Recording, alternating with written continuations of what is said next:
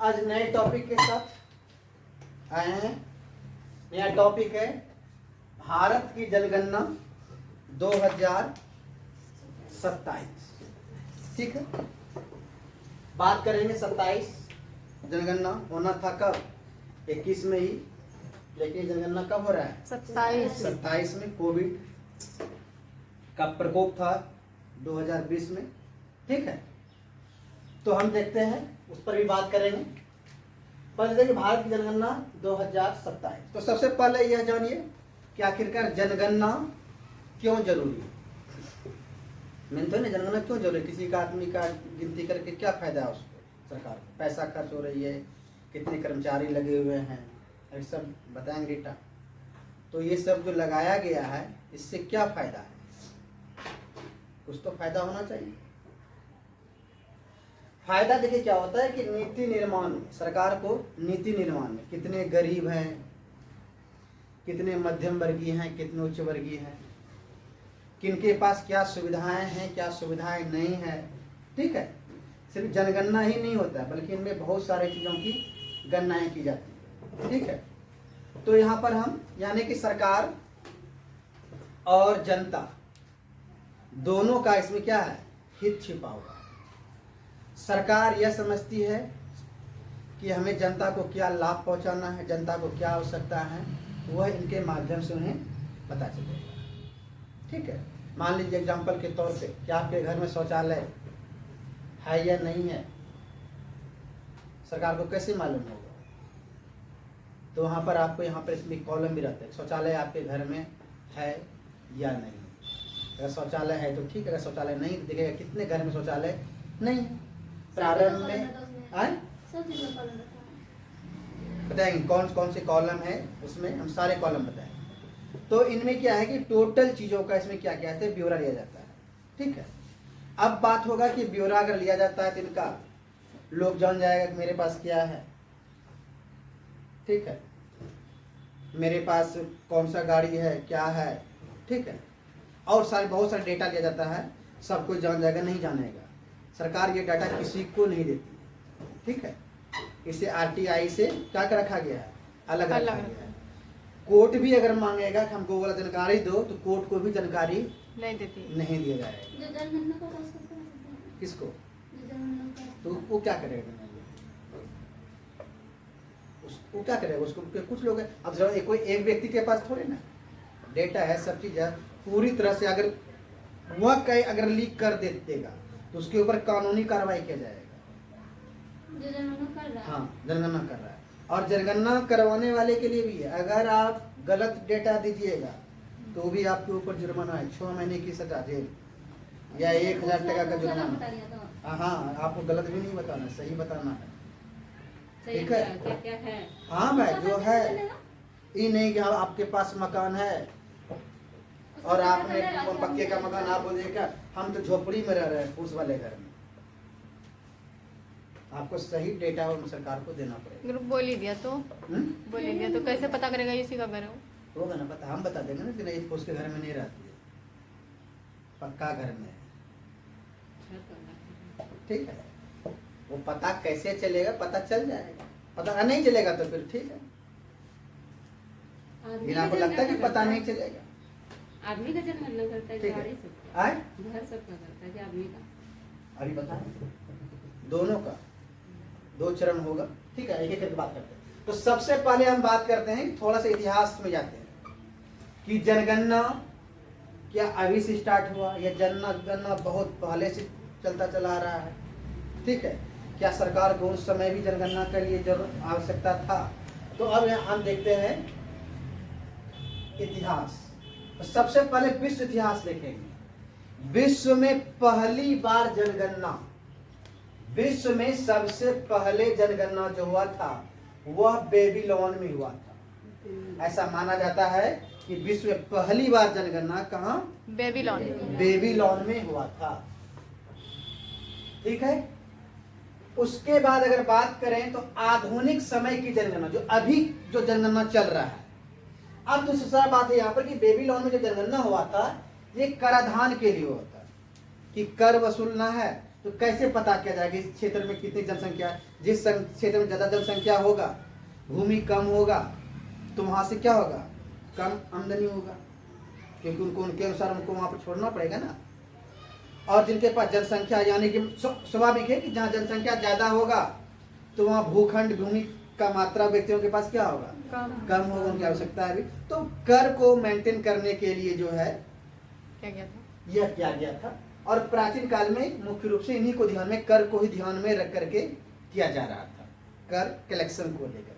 ठीक है, जन कल्याणकारी भी योजनाएं चलती थी, तो जन कल्याणकारी भी योजना है, लेकिन जन कल्याणकारी कम और कर की प्राप्ति ज्यादा। अभी के समय की जनगणना जो है जन कल्याणकारी ज्यादा है और सरकार की जो आवश्यकता है वो तो है ही। ठीक है, यानी कर की वसूली नहीं बल्कि जन कल्याण पर फोकस था, उसमें कर पर फोकस था, जन कल्याण पर फोकस कम था तुलना में। चलिए अब बात करते हैं आधुनिक समय की जनगणना। तो आधुनिक समय की जनगणना सर्वप्रथम सबसे पहले हुआ था 1801 ईस्वी में इंग्लैंड में हुआ था। कहाँ हुआ था? 1801 ईस्वी में इंग्लैंड में हुआ था। ठीक है, बात करें भारत में जनगणना का इतिहास का, ये तो विश्व इतिहास के बारे में बात देखिए। ठीक है, भारत में जनगणना का क्या इतिहास रहा है? तो भारत में जनगणना का अगर इतिहास का है बात करें तो प्राचीन काल, मध्यकाल और आधुनिक काल, 3 भागों में हम डिवाइड करते हैं। प्राचीन काल में अगर बात करें तो ऋग्वेद में 800 से 600 ईसा पूर्व के दौरान इससे संबंधित कुछ तथ्य मिलता है कि कर है, अर्थव्यवस्थाएं हैं, मतलब उनसे संबंधित कुछ डेटा मिलता है, कुछ आंकड़े मिलते हैं। तो ऐसा माना जाता है कि कहीं न कहीं जनगणना हुआ था, इस काल में हुआ रहा होगा। ठीक है, उसके बाद कौटिल्य के अर्थशास्त्र में भी इसका वर्णन मिलता है। ठीक है, मध्यकाल में बात करें तो अकबर ने अपने शासनकाल में वह कर को संग्रह के लिए वह इन्होंने जो है जनगणना कराया था, जिसका वर्णन आइन ए अकबरी में इसका वर्णन है। आइन अकबरी कौन लिखा था? अबुल फजल। अकबर, हाँ, मतलब अकबर लिखा हुआ है तो अकबर ने, नहीं अबुल फजल लिखा। ठीक है, तो एक बार देख लीजिएगा बढ़िया से। अच्छा वही लिखा है? हाँ। अच्छा, आधुनिक काल, कौन से काल में? आधुनिक काल। आधुनिक काल, आधुनिक काल की अगर बात करें तो 1872 ईस्वी में लॉर्ड मेयो द्वारा 1872 में जनगणना की शुरुआत किया था। कौन? Lord Mayo. वो सब जो किया आपने काम फिर आगे नहीं चला क्या? नहीं, इनमें मतलब वो सब वर्णन है, वो कंटिन्यूटी नहीं दिख रहा है। ठीक है, करके एक बार बस हाँ किया, अपना कर वसूल किया, उसके बाद वह इनकी चर्चाएं हैं, नियमित नहीं लग रहा है कितनी आबादी है, इतना ये चीजें हैं। ठीक है ना, वो निश्चित डेटा यहाँ पर नहीं है, लेकिन कुछ कुछ आंकड़े यहाँ पर मिल रहा है। ऐसा लग रहा है कि इन्होंने जनगणना कराया, हो सकता है कुछ भौगोलिक क्षेत्र का कराया, कुछ भौगोलिक क्षेत्रों को छोड़ दिया। ठीक है, तो यहाँ पर देखेंगे आधुनिक भारत में तो दरअसल इसलिए इतिहास 3 भागों में बांटा गया। तो हम बात जो करेंगे किसका? आधुनिक भारत। तो आधुनिक भारत में जो है आधुनिक काल में 1872 में कौन कराया था? लॉर्ड मेयो ने कराया था जनगणना की शुरुआत। तो माना जाता है कि जनगणना की शुरुआत किनके द्वारा हुआ है? लॉर्ड मेयो के द्वारा, क्योंकि हम आधुनिक पर जो हमारे पास डेटा है, आंकड़े हैं, बहुत सारे इनका हमें साक्ष्य है। ठीक है, उसके बाद 17 फरवरी 1881 ईस्वी में लॉर्ड रिपन के काल में व्यवस्थित और दशकी जनगणना की शुरुआत हुई। मतलब यहाँ क्या हुआ? 1872 में हुआ तो कोई व्यवस्थित नहीं था। व्यवस्थित का मतलब कि आगे भी जनगणना होगा या नहीं होगा, कहीं न कहीं इसी टाइप में। ठीक है, लेकिन अब यहाँ क्या किया कि अब नियमित हो गया, व्यवस्थित, कि प्रत्येक 10 साल में जनगणना होना है। ठीक है, अब बात करते जब व्यवस्थित जनगणना है तो इस समय के किसके नेतृत्व में, यानी कि जनगणना आयुक्त कौन था? तो इस समय जनगणना आयुक्त जो थे WC प्लोडेन, WC प्लोडेन थे जनगणना आयुक्त। इन्हीं आय इसे कैसे होगा? इसी के नेतृत्व में जनगणना आयुक्त, ठीक है। जनगणना आयुक्त जैसे अभी अभी हमारे जनगणना आयुक्त कौन है? मृत्युंजय कुमार नारायण नारायण। इनके सानिध्य में जनगणना हो रहा है। का कार्य हो रहा है। तो उस समय भले प्रधानमंत्री राष्ट्रपति अलग है, बोला जाए कार्य किनके कार्यकाल में थे? प्रधानमंत्री नरेंद्र मोदी के काल में, राष्ट्रपति द्रौपदी मुर्मू के काल में। ये ऑफिशियल कार्य जो संभाले हुए जो जनगणना करा रहे हैं प्रशासन, वो तो सरकार है ना, ये प्रशासन। तो प्रशासनिक तौर पे जो उनका मुख्य अधिकारी है वह क्या कहलाए थे? आयुक्त, मुख्य आयुक्त। तो जनगणना आयुक्त कौन है? मृत्युंजय कुमार नारायण। इनके निर्देशन में जनगणना अभी हो रहा है। कराया जा रहा है, ठीक है। तो उस समय जनगणना आयुक्त कौन थे? WC प्लोडेन, ठीक है। अब यहाँ पर बात होता है कि जेम्स प्रिंसेप द्वारा, यानी कि यह तो नियमित जनगणना हो गया, 1821 से जनगणना नियमित हो गया। 72 में भी लॉर्ड मेयो ने कराया। तो क्या इससे पहले आधुनिक समय में क्या जनगणना नहीं था? जनगणना था, जनगणना होता था, लेकिन स्थानीय स्तर पर शहरों की जनगणना करा ली, जहां से कि व्यक्तिगत लाभ हो रहा था ब्रिटिश सरकार को, वहां से वह जनगणना करा लेते। इन्हीं में से कहा जाता है कि जेम्स प्रिंसेप द्वारा इलाहाबाद, अब इसका नाम क्या है? प्रयागराज। ये भी ध्यान रखिएगा। जनगणना क्योंकि अब हो रहा है तो जनगणना से क्वेश्चन आएगा। यूपीएससी इसको डीप इसलिए किया है कि यूपीएससी डीप से डीप जाकर के ही पूछेगा, वो भी स्टेटमेंट के आधार पर, ठीक है। तो एक बार पढ़ लीजिएगा, क्या हो जाएगा? क्लियर हो जाएगा। जब जनगणना का डेटा आएगा सिर्फ उसमें डेटा याद करना है, ठीक है। तो जेम्स प्रिंसेप द्वारा इलाहाबाद, वर्तमान नाम कौन है अब? प्रयागराज में 1824 ईस्वी और बनारस में 1827 से 28 में स्थानीय स्तर पर जनगणना कराई गई थी। ऐसा नहीं कि लॉर्ड मेयो के समय में ही पहली जनगणना हुआ था, जनगणना हुआ था, लेकिन किसके आधार पर? मतलब उस टाइम कोई स्थानीय आधार पर हुआ था, पूरे भौगोलिक नहीं हुआ। हाँ, मतलब पूरे भौगोलिक तो है ही, पूरे स्थानीय स्थानीय आधार पर कुछ क्षेत्रों का किया और कुछ को छोड़ दिया, ठीक है। क्लियर है यहां तक? अब देखिए, एक भारतीय शहर की पहली पूर्ण जनगणना, अब शहरों की पूर्ण जनगणना नहीं कराई जाती थी, जहां पर इनकम ऑफ सोर्स अच्छा था, ठीक ठाक था, उनकी जनगणना करा लिए, गरीबों की बस्तियों को छोड़ दिया, या कुछ क्षेत्रों में उनका अपना पकड़ नहीं है, किसी और का, मतलब मान लीजिए कि कोई कंपनी लगी हुई है तो उन क्षेत्रों को छोड़ दिया, ठीक है। मतलब कुछ रीजन या फिर और नहीं कोई भी रीजन हो, उनके कारण वो छोड़ दिया गया हो। लेकिन अगर कहा था कि एक भारतीय शहर की पहली पूर्ण जनगणना 1830 में, ये सब स्टेटमेंट पूछा जाता है, ठीक है, स्टेटमेंट दिया जाएगा।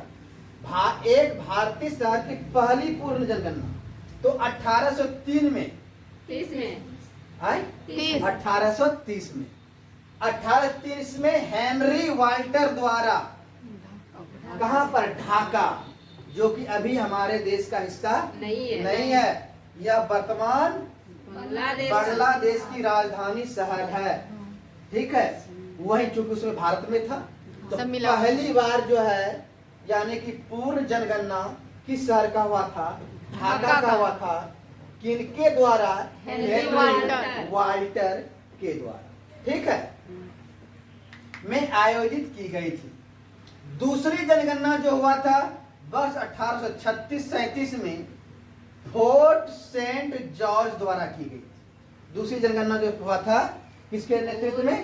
फोर्ट सेंट जॉर्ज द्वारा की गई थी, ठीक है। ये डेटा हो गया। अगला है 1849 में भारत सरकार ने स्थानीय सरकार को जनसंख्या का पंचवर्षीय संचालन करने का आदेश दिया। मतलब यह एक 5 साल के टारगेट दिया, किसको? भारत सरकार को कि आप स्थानीय स्तर पर जनसंख्या कराइए और उनका जनगणना कराइए और उनका आप अपने तरीके से उसे क्या कीजिए, डील कीजिए। ठीक है, यानी पंचवर्षीय संचालन करने का आदेश उनको दिया कि आप 5-5 साल पे आप जनगणना कराइए और इनकी जिम्मेदारी किसको है, स्थानीय सरकार। ठीक है, तो ये था आपका क्या इतिहास था जनगणना का। ये दूसरा वाले में से है ना? क्या दूसरा, 36 से 37 में? ये वाला 36 से 37 दूसरा जनगणना। दूसरा का मतलब यहाँ हुआ पहला जो हुआ था ढाका। ये ढाका में क्या पूर्ण जनगणना, शहर का जो है पूर्ण जनगणना दूसरी बार हुआ जाकर के 1836। पहला हुआ इसमें 30 में और फिर अगला हुआ 1836 से 37 में। वो भी तो एक 25 साल में? आए? 25 हाँ, देखिए फिर यहाँ नीचे लिखे पंचवर्षीय। ढाका में एक के साल का हुआ है? हाँ, ढाके का हुआ, फिर यहाँ ढाके का हो रहा है। दोबारा हो रहा है ये। हाँ, दोबारा दूसरी जनगणना वहाँ जो हुआ है, दूसरी जनगणना हुआ 1836 से 37, इसलिए उसको है दूसरा। और किसके नेतृत्व में, इनके और नेतृत्व में। दिन ठीक है, अगला है, तो ये आपका क्या था, इतिहास। जनगणना का इतिहास। यहाँ पर एक एक चीज जो है बारीकी से पढ़िएगा, स्टेटमेंट यहीं से उठेगा। ठीक है, ज्यादा दिक्कत है नहीं। प्राचीन काल में, मध्यकाल में, आधुनिक काल में।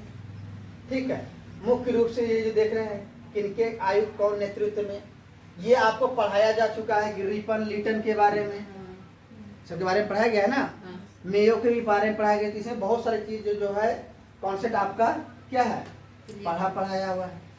अब हम बात करेंगे कानूनी या संवैधानिक प्रावधान। क्या संविधान में जनगणना का कोई वर्णन है या फिर वैसे मुंह उठाए और गिनना स्टार्ट कर दिए 1 2 3 4 करके। ठीक है, तो इनमें जो है जनगणना का काल, जनगणना अधिनियम 1948 के प्रावधानों के तहत किया जाता है।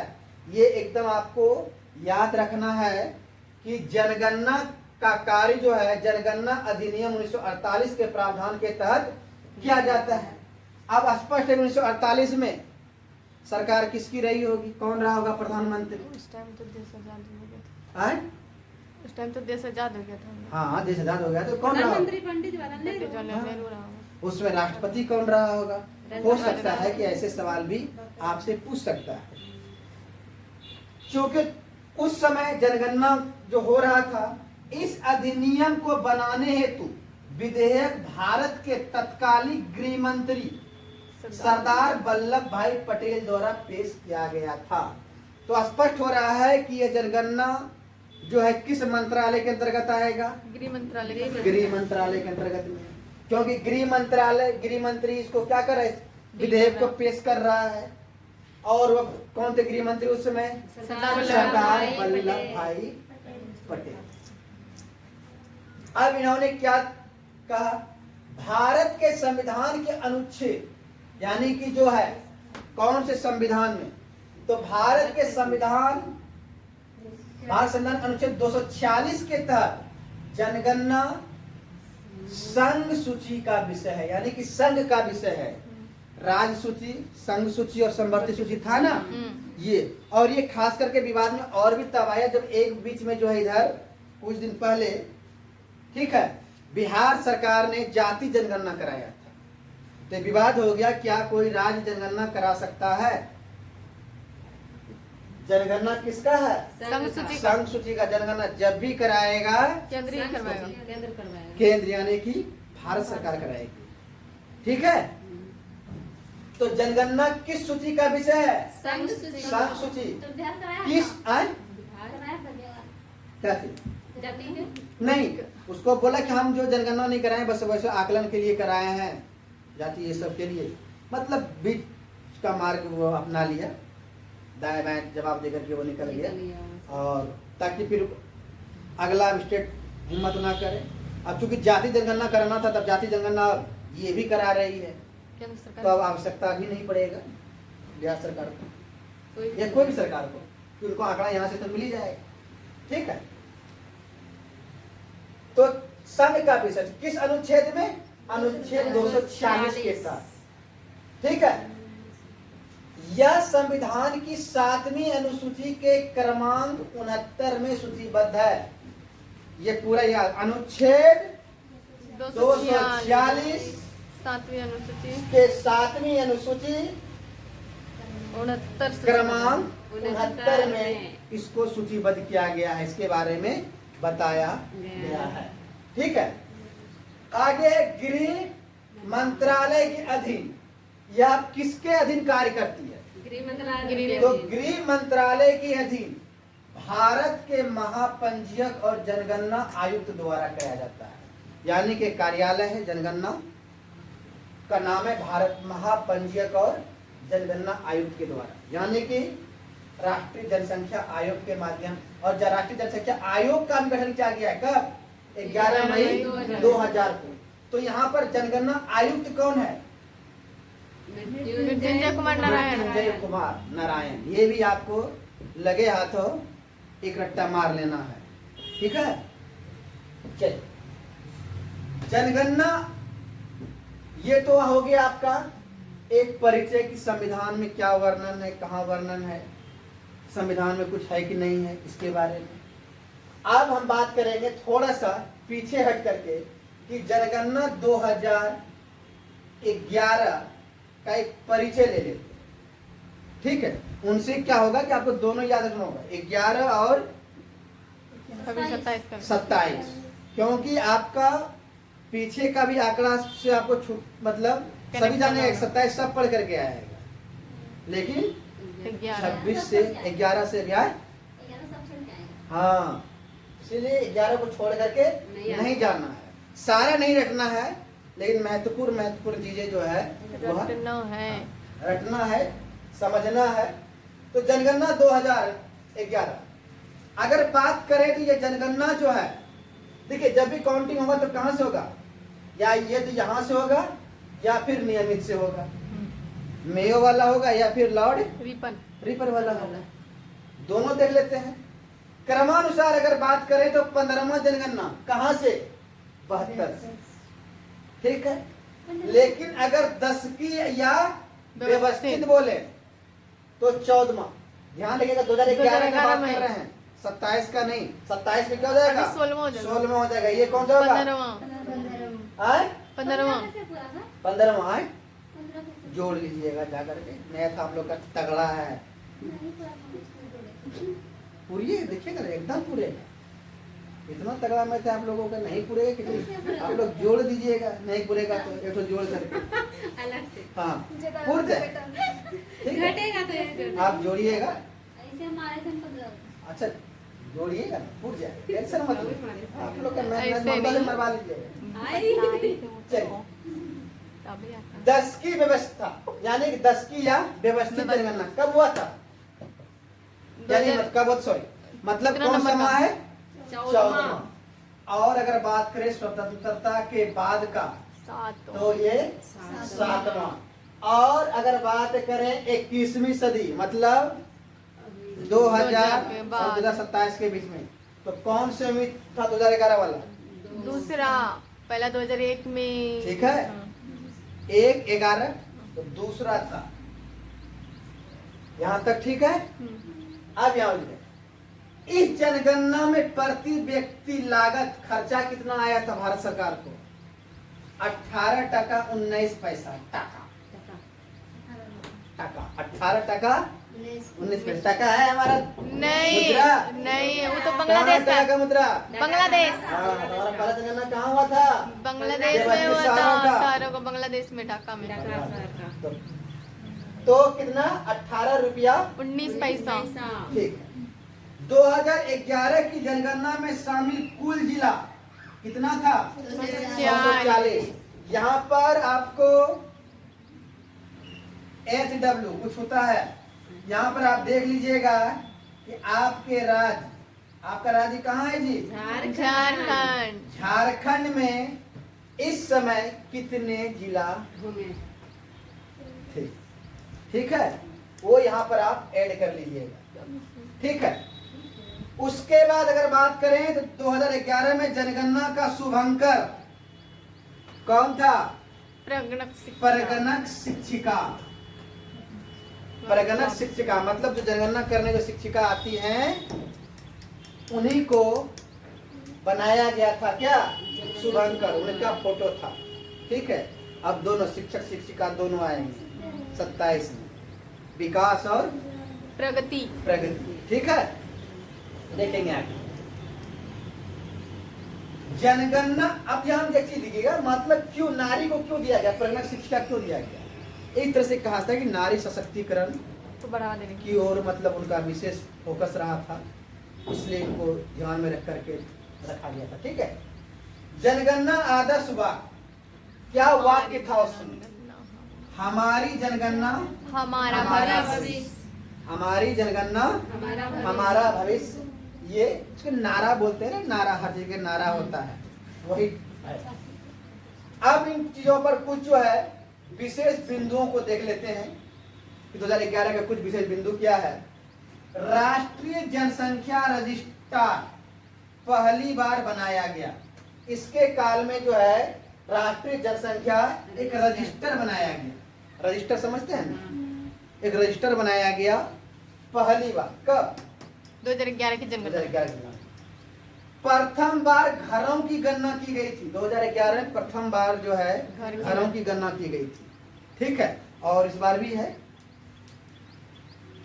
किन्नरों को इस जनगणना में पहली बार शामिल किया गया था। ट्रांसजेंडर जो किन्नर लोग जो थे उनको जो है क्या किया गया था, पहली बार पहली बार इनमें शामिल किया गया तो था। पहले कभी नहीं महिला इसका पुरुष हुआ था। बताएं?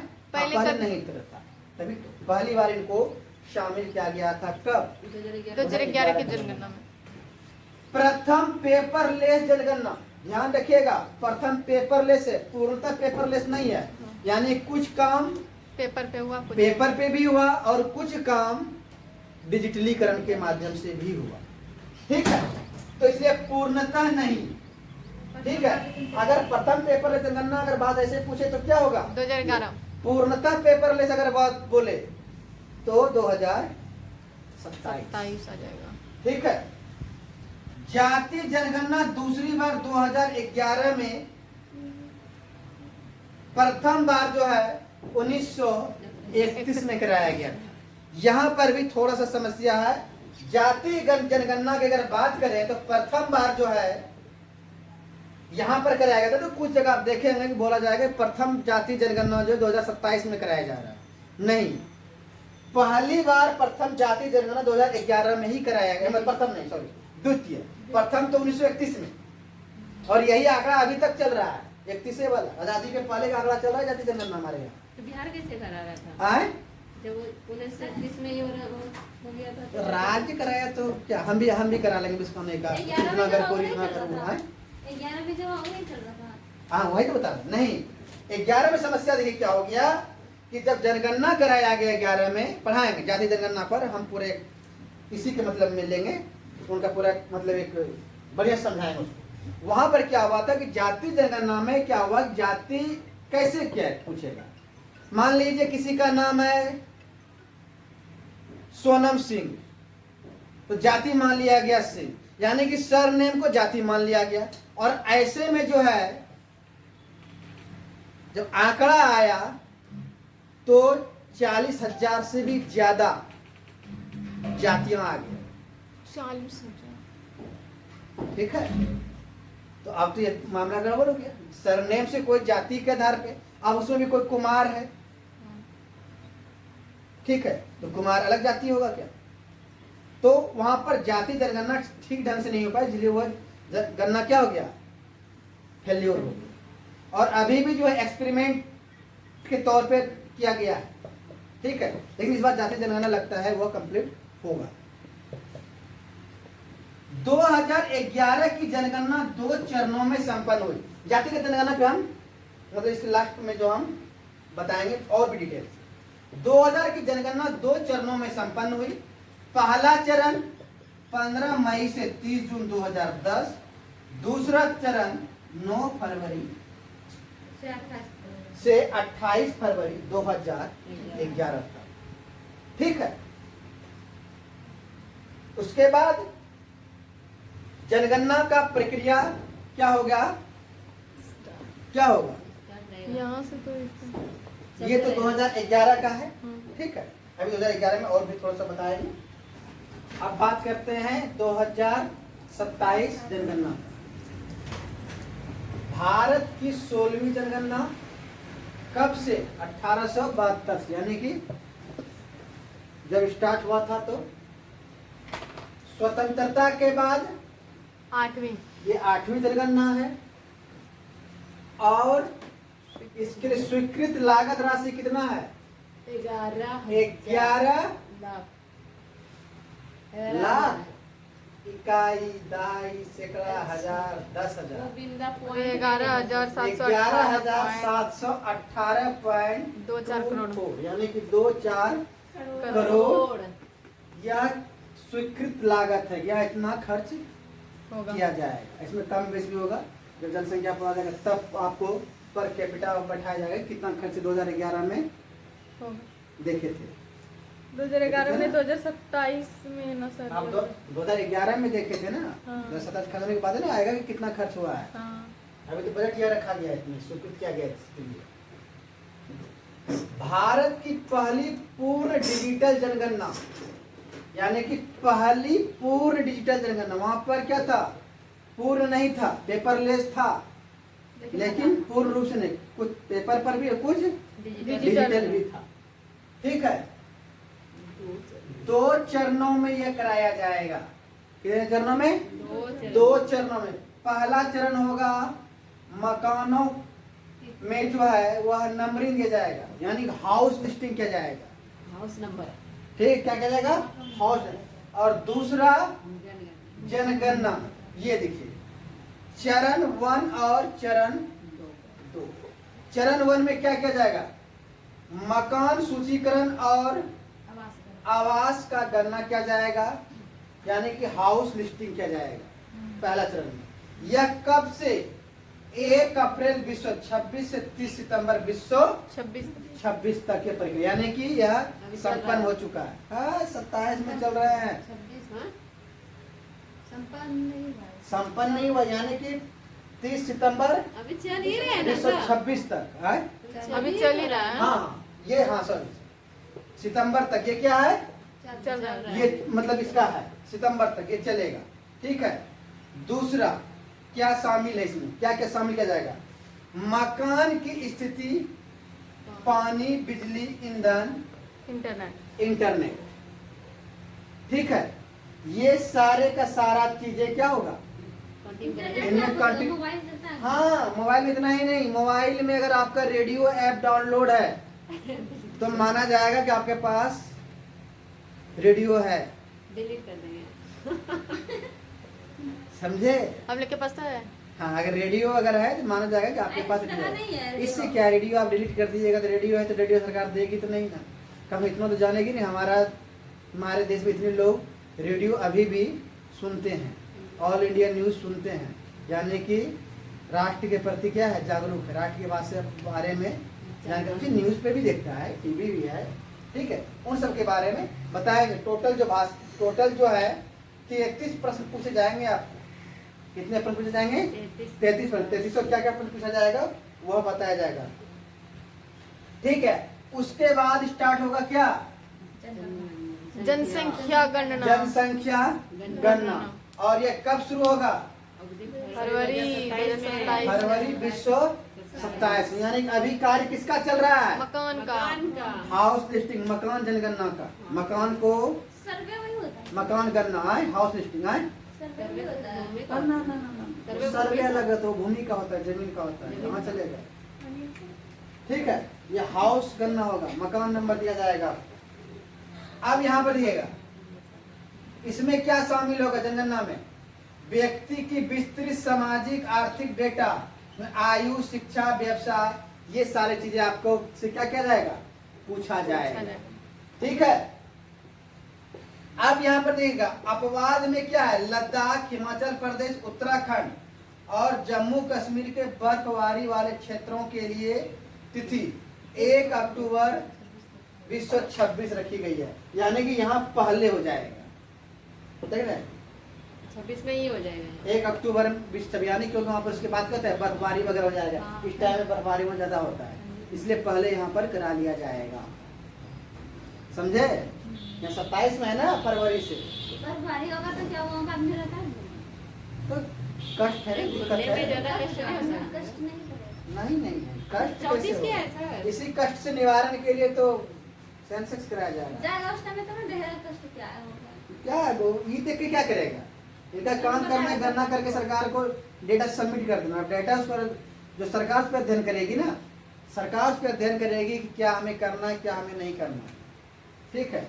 अब जिसके घर में गाड़ी है, छकड़ा है, बंगला है, बड़े बड़े मकान है, उनको क्या जरूरी है आरक्षण का और मैया योजना का और जा करके अनाज का, अभी अभी दिया है, उसके हाँ? बाद बंद हो जाएगा।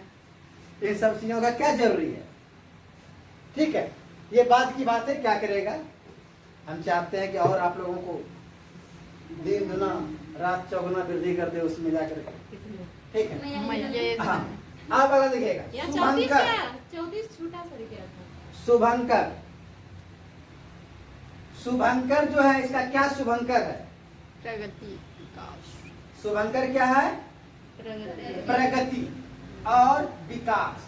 प्रगति क्या है? महिला है और विकास पुरुष है। तो स्पष्ट है कि यानी कि क्या होगा? दोनों लैंगिक समानता पर बल दिया जा रहा होगा। यानी कि प्रतीक जो है विकसित भारत विश्व 27 और 47 लैंगिक समानता। अच्छा, विश्व 47 और लैंगिक समानता। इसका अनावरण 5 मार्च 1926 को गृह मंत्री अमित शाह के द्वारा किया गया था। ठीक है? उसके बाद इसका ब्रांड एम्बेसडर आप लोगों को पता होगा, बताया भी सुदर्शन पहले। पटनायक। सुदर्शन पटनायक जो मशहूर सैंड आर्टिस्ट हैं। सैंड आर्टिस्ट मतलब समझते हैं? बालू से जो बालू से पे चित्रकारी करता है। ठीक है? समुद्र के किनारे में एकदम पूरा बालू को सजा करके बालू से ही एक से एक मतलब घर सब बना देगा। हाँ, कलाकारी करता है। घर बनाएगा, चित्र बनाएगा, आपका फोटो बना देगा, एकदम से उतार देगा एकदम से। ठीक है? कच्चा वालों से। कच्चा वालों से, तो सूखा वालों से कैसे बनेगा? हम लोग भी बनाते थे पहले चल। नंदी में। डिजिटल क्रांति, पहली बार बिना पेन पेपर का क्या है? गणना कहते हैं। यानी कि पहली बार पूर्णतः डिजिटलीकरण होगा। गणना कर्मी के लिए BYO मॉडल। BYO मॉडल का मतलब क्या होगा? Bring your on device. ठीक है? कर्मचारी अपने व्यक्तिगत मोबाइल, टैबलेट से ऐप के जरिए डेटा क्या करेगा? उसमें भरेगा। 1 अप्रैल से 15 अप्रैल 2016 स्वगणना सुविधा का व्यवस्था किया गया था। क्योंकि ये देखिएगा अप्रैल ही है, 1 अप्रैल से 15, यानी कि स्वगणना का आपका समय कंप्लीट हो गया। यानी कि जनगणना में आप अपने से डेटा भर सकते थे, हमारे पास क्या है क्या नहीं है, जो है ना, ये डेटा आप भर सकते थे। लेकिन ये डेटा फिर आके फिर वेरिफिकेशन करेगा। आप भरे हैं तो आपको क्या होगा कि 16 अंक का एक ऐसी आइडिया, अब यहाँ पे देखिएगा, सेल्फ एनुमरेशन पोर्टल पर, उस पोर्टल का नाम क्या है? census.gov.in। ये जब आप करते हैं तो उस पर आपका निकल जाता है। आप उस पर सेल्फ जनगणना यानी कि स्वयं अपनी जनगणना आप कर सकते थे। उसमें अपने सारा डेटा दे सकते थे। उसमें आपको 16 अंक का एक क्या दिया जाता? एक आईडी, यानी एसी आईडी का मतलब सेल्फ एन्यूमरेशन आईडी दिया जाता, नंबर दिया जाता। और जब वो आता, वो नंबर से आपका निकालता और बोला ये आपका नंबर है, आपने ये भरा है। बताइए, अगर आपने लिखा है कि आपके घर में ट्रैक्टर नहीं है और बगल में जो सामने जो रखा हुआ है ट्रैक्टर, वो किसका है? आपने लिखा है गाड़ी नहीं है 4 व्हीलर, और जो गैरेज में गाड़ी लगा हुआ है वो किसका है? आपने लिखा है कि आपके घर में शौचालय नहीं है और यहीं से झलक रहा है शौचालय, वो दिख रहा है, तो वो घर किसका है? ठीक है? जो बोले थे ना कि अगर गलती दे देंगे तो जांच करना है। हाँ हाँ जी, जांच अपने हो जाएगा। नहीं है तो दिखाओ आपका नहीं है। अब बताइए, इतना बड़ा घर में घुसेगा और बोलेगा कि नहीं है शौचालय, तो नहीं बोला थोड़ा सा दिखा दीजिए, देखने लगा है कि नहीं? और दूसरे कहते हैं व्यवस्था हम लोग के फूस का घर बना रहे तो स्वाभाविक है कि जब फूस का घर है, एक रूम का इस साइड से उस पार दिख ही रहा है, बाहर निकलेगा साइड से दिख ही गया क्या कि नहीं है। अब एक ही कमरा जिसका है, फूस का मकान है, नहीं। अब उसमें बैठा हुआ है तो पता है ना कि कैसे वहां पर होगा। तो उसका घर को बढ़िया बना हुआ है, जमीन से बहुत पूरा बना हुआ है जिसका।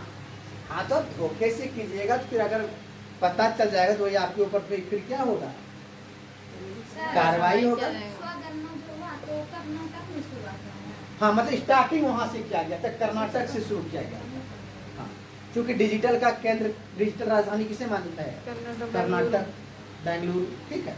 तो इसलिए वो वहां से, तो पहला जो है आपको राज्य जो यानी सेंसस स्टार्ट हुआ था वहीं से हुआ था, कर्नाटक से पहला राज्य, ठीक है।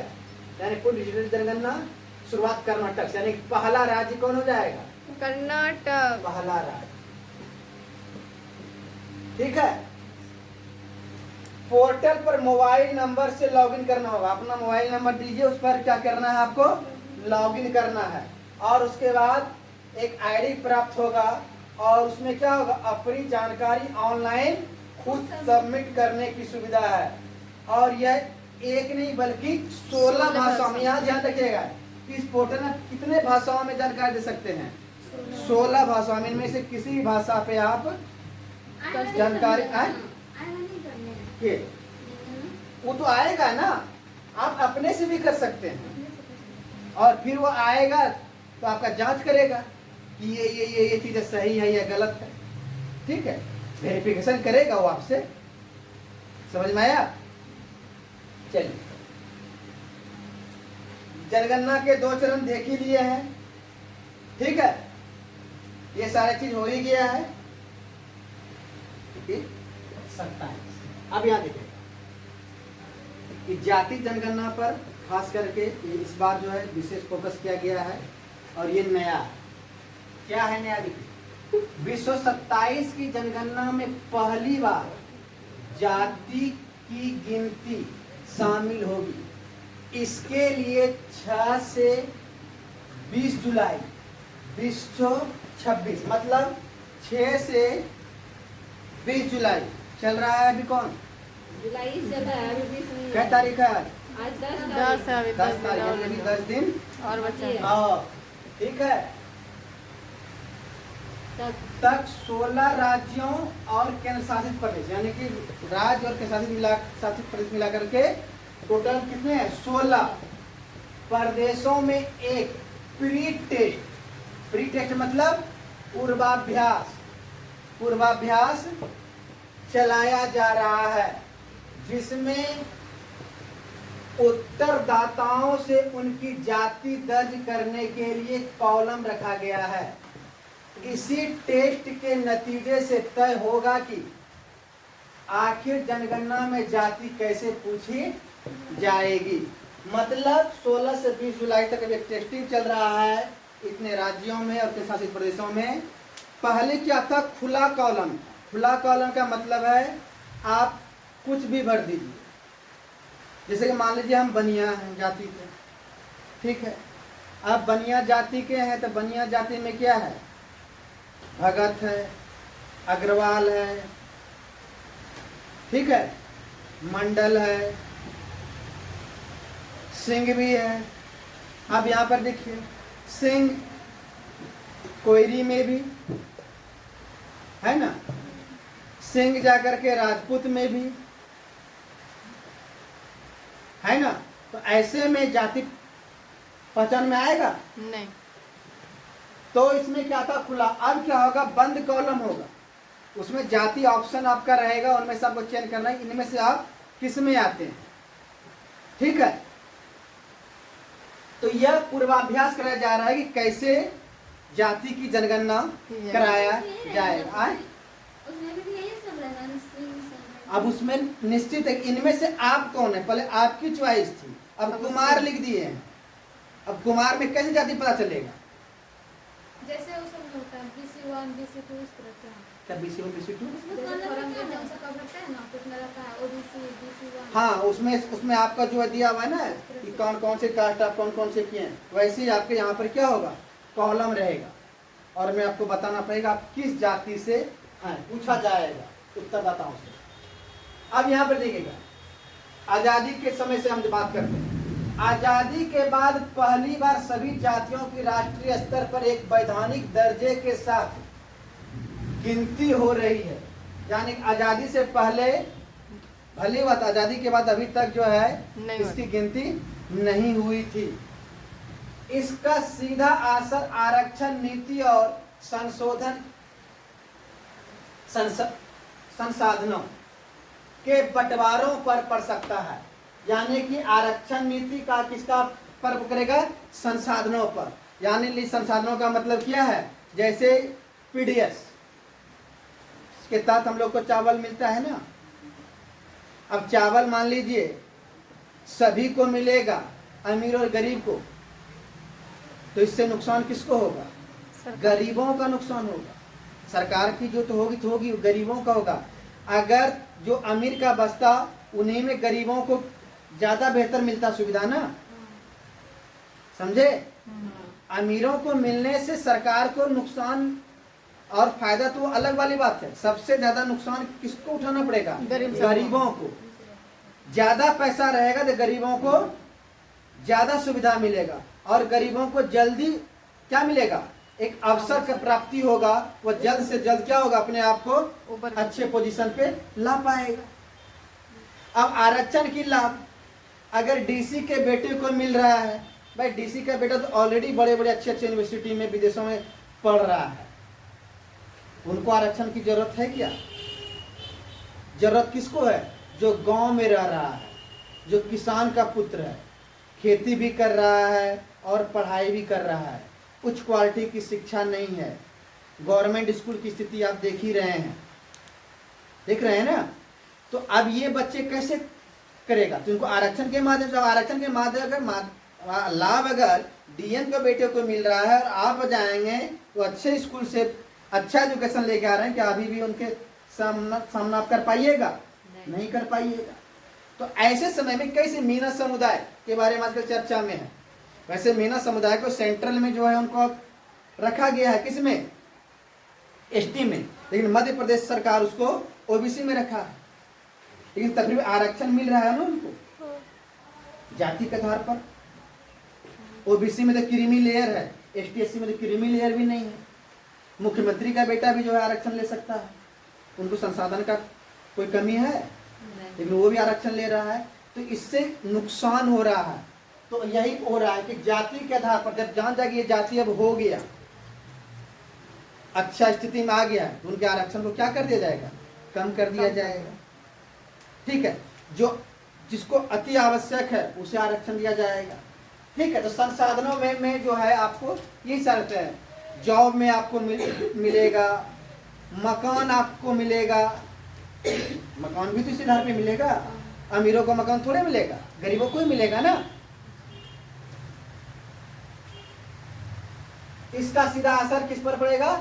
आरक्षण नीति और संशोधन के बंटवारे पर, संसाधनों के बंटवारे पर पड़ सकता है। 2011 की कोशिश, 2011 में कोशिश किया गया था जाति जनगणना कराने का, ठीक है, जो कि फेल हो चुकी है। क्या हो चुका है? फेल हो चुकी है। इस बार कुछ क्या होगा? अलग होगा। क्या अलग होगा? जाति का सही आकलन विश्व के सबसे कठिन प्रशासनिक कामों में से है, कामों में से एक है। कैसे? जाति का आकलन करना इतना आसान नहीं है। अब जैसे कि दिखेगा ना, आरक्षण में जाति के आधार पर आरक्षण दिया, ये भी गलत है।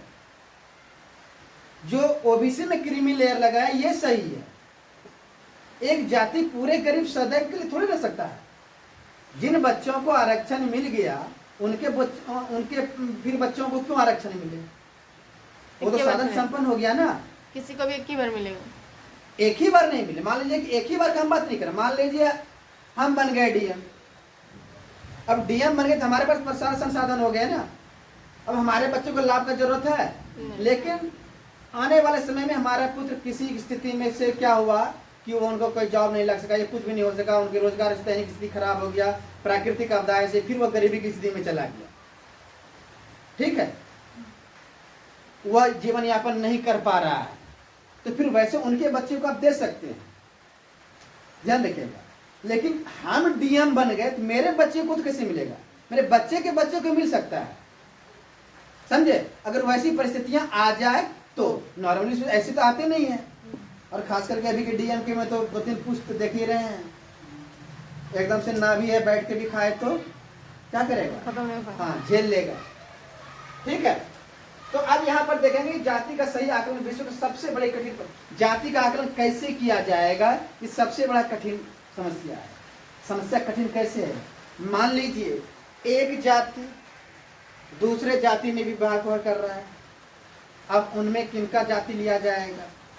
नॉर्मली रूप से जाति लिया जाता है पिता के जातियों से, ठीक है, पिता के जातियों से लिया जाता है। लेकिन अभी आरक्षण जब आता है तो देखते हैं ना, जब आपकी विवाह हो जाता है कोई दूसरे जाति में ले रहे हैं तो पिता की जातियों से आपका जाति का निर्धारण होता है। भाई माता की जातियों से निर्धारण क्यों नहीं होगा? ये भी तो सवाल उठता है। तो कई सवाल यहां पर सामने आ जाता है, ठीक है। अब यहां पर देखिएगा, जब 2011 में जाति जनगणना हुआ था तो वहां पर उसमें 40,000 बताए थे ना, तो उसमें आंकड़ा गलत कब था? ये देखिए 46 लाख प्लस नाम के अलग अलग जाति, यानी कि 46 लाख जातियां यहाँ थी। 40 लाख, सोच लीजिए। और वही है, हम यहाँ पर भगत लिखाते हैं, यूपी में हम जैसे लिखाते हैं गुप्ता लिखाते हैं। एक ही जाति का दो जगह दो जाति हो गया है ना। एक ही जाति के घर राज तो छोड़ी, एक ही गांव में ममता सिंह, सुप्रिया कुशवाहा, अनुपलाल मंडल, एक ही जाति कई 3 सरनेम, और उन्हीं के आधार पर एक ही जाति का 3 जाति वहां हो गया ना। तो ये चीजें, तो ये यही सारे मिलकर क्या हो गया? जातियों की संख्या में बढ़ गया, जो कि वह फेल्योर हो गया वो जनगणना। यानी कि जनगणना 2011 में खुले कॉलम के कारण एक ही जाति के लिए अनेक अलग अलग नाम दर्ज हुए, जैसे बनिया में गुप्ता, अग्रवाल। अब ये बनिया भी एक जाति हो गया, अग्रवाल, गुप्ता भी हो गया, अग्रवाल भी हो गया, ठीक है। तो ऐसे में तो यहां पर क्या था? खुले कॉलम था, आप भरिए, अपने हिसाब से भरिए, और जो सरनेम होता था वही जाति हो गया, तो परेशानी हुआ ना। क्षेत्रीय या उच्चारण भिन्नताएं, अब क्षेत्रीय स्तर पर उच्चारण भिन्नताएं देखिए कैसे है। एक ही जाति हर जिले राज्यों में अलग अलग नाम से पुकारे जाते हैं। यहाँ पर तो जिले और राज्य, यहाँ तो हम दे सकते हैं अपने गांव में, एक ही गांव में, एक ही घर में, एक मंडल जी, एक मतलब सिंह जी और एक कुशवाहा जी, 3 जी हैं यहाँ। यानी कि वो ऋग्वेद वाला काल, 4 वर्ण। हमारे क्या, हमारी माँ आटा पीसती है, वैश्य है, पिताजी शिक्षा देते हैं, ब्राह्मण है, बड़े भाई रक्षा करता है, तो वो क्या हो गया? क्षत्रिय। हम सभी का सेवा करते हैं, तो छोटा भाई क्या हो गया? शूद्र हो गया। एक ही परिवार में 4 वर्ण, तो यहाँ पर एक ही परिवार में कई 3 जातियां हैं। आप लोग में नहीं होता है? सहा स्वर्णकार नहीं लिखाता है क्या? स्वर्णकार भी लिखाता है। वही वो तो कुछ बाहर भी मंडल लेके हुआ, यही तो कहना दर है। सा भी हो गया सुनार, तेली भी हो गया सुनार, आपके हिसाब से हलवाई भी हो गया सुनार। अब यहाँ पर देखिए 3 जाति एक ही सरनेम है ना, ये समस्याएं है ना। हाँ, बहुत लिखाता है। अब कुछ लोग सुविधा के हिसाब से, इस मार्केट में किसका बोलवाला है? यादव जी का बोलवाला है, तो हम यादव लिखाना स्टार्ट कर दिए।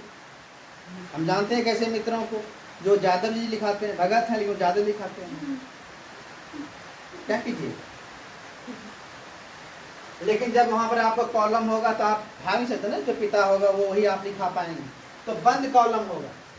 अगला है तो समझ गए। और दूसरे बात क्या है, एक फैमिली का उसी रूप में जाएगा।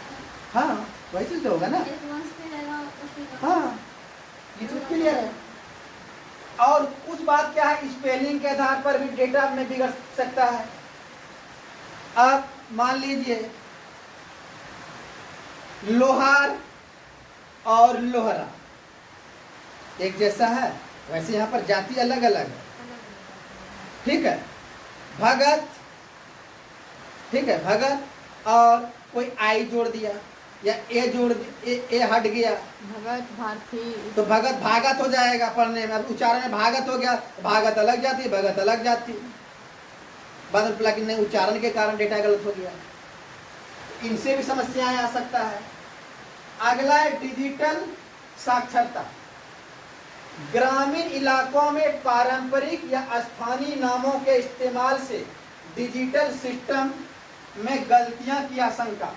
ग्रामीण क्षेत्रों में कभी कभी क्या होता है कि कम पढ़े लिखे वही लोग होते हैं, जब वो डिजिटलीकरण करते हैं, जब नाम क्या करते हैं उल्टा पलटा कर देते हैं, ईरर हो जाता है।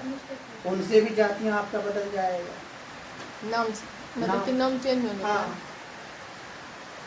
समान उपनाम में सिंह कुमार शर्मा, सरनेम अगड़ी पिछड़ी एससी तीनों वर्गों में इस्तेमाल होते हैं। यानी कि सिंह कुमार शर्मा जैसे सरनेम, अगड़ी पिछड़ी एससी तीनों इस सब में इसका क्या होता है इस्तेमाल। जब कुमार नहीं होता है क्या अगली पिछड़ी जातियों में, सब में होता है। सिंह भी से बेल लगता है। आय? सिंह भी से बेल लगता हाँ। है। तो बेल लगता है। क्या कोई लगाता है। नहीं लिखा लगाता है, बहुत लोग लगाता है। अब तो इससे आनंद कुमार भास्कर, अब ये क्या टाइटल, नया टाइटल है, दीपाराज।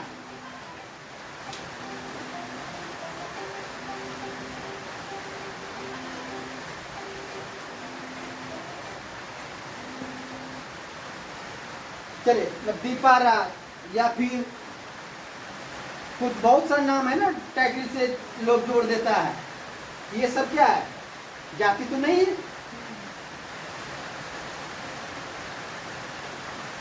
अगला है सामाजिक गतिशीलता। प्रतिष्ठा के लिए ऊंची जाति या आरक्षण लाभ के लिए पिछड़ी जाति लिखवाने की प्रवृत्ति। बहुत लोगों का मतलब आरक्षण का लाभ है, बताए ना, लोहारा और लोहार। रांची में खास करके ऐसे मामले आते हैं जब जमीन लेने का होता है, ओबीसी को लेना होता है तो लोहारा को लोहार बनाते, लोहार ओबीसी में है, लोहारा एसटी में है, जमीन तो ले लिया। ऐसे कई एसटी एसटी में है तो वो एसटी, तो नाम परिवर्तित करके वैसा हो जाता है। तो इनका गलत दुरुपयोग। आरक्षण का लाभ, मान लीजिए कि हम बन गए पासवान, आरक्षण का लाभ लेकर बहुत लोग देखे ना धरा रहा है ना, आरक्षण का लाभ लेकर के नौकरी ले लिया। मूवी भी है इस पे, आरक्षण लेकर के मुंह जा करके वह नौकरी कर लिया, बाद में पता चला कि ब्राह्मण है। ठीक है, पता थोड़ा करा जाता है, वहां पर पता होता है, पता हुआ तभी तो धराया, जांच होती है। अगला ऐतिहासिक पृष्ठभूमि, 90 साल के अंतराल, यानी कि 90 साल के अंतराल का मतलब यहाँ पर क्या है कि 1931 में जो है जाति जनगणना हुआ था। अंग्रेज के शासन काल में आखिरी विस्तृत जातिगत जनगणना हुआ था, और उस समय कुल जातियों की संख्या कितना था, 4147 जातियां थी अंग्रेजों के समय में। कितना, 4147 जातियां थी। ये इंपॉर्टेंट, ये याद रखिएगा, ठीक है। जातियां दर, ओबीसी आबादी करीब 52% आंकी गई थी। ओबीसी उसमें कितना प्रतिशत, 52%। यही कारण है कि आरक्षण कितना दिया गया था, 50%। 50 से ज्यादा यानी अब तो 10% दे दिया गया। इकोनॉमिक विकल्प को भी दे दिया गया है, जो आर्थिक रूप से क्या है पिछड़ा हुआ है, उनको भी आरक्षण दिया गया। आरक्षण हो गया 60, ठीक है। और इसी रिपोर्ट के आधार पर 1980 में मंडल कमीशन ने जो है 1931 के ही आंकड़े को आधार बनाकर सिफारिश दी, जिससे ओबीसी आरक्षण की नींव पड़ी। इन्हीं के आधार पर दिया गया था। कौन सा? आजादी के पहले वाले आंकड़े का। आजादी के बाद से अब तक केवल एससी और एसटी का ही डेटा जनगणना में जुटाया गया। एसटी एससी का इसका जनगणना कराता है। ओबीसी और सामान्य वर्ग की जातियों का कोई राष्ट्रीय डेटा अभी तक नहीं है आजादी के बाद। ठीक है। वर्तमान की आरक्षण नीतियां काफी हद तक 90 वर्ष पुराने आंकड़ों पर ही क्या है? निर्भर जो 90 साल पहले था उसी पर है। समझ में आ गया? चलिए आगे है 2011 की जनगणना क्यों फेल हुआ। जातिगत जनगणना जो है 2011 का क्यों जाति वाला, ठीक है ना। 2011 में सामाजिक आर्थिक जाति जनगणना। अच्छा एसईसीसी का मतलब फुल फॉर्म जानते हैं जी? वही तो वहाँ पे सेल्फ इमेल्यूरेशन वही ना बताया अभी। वही है SECC।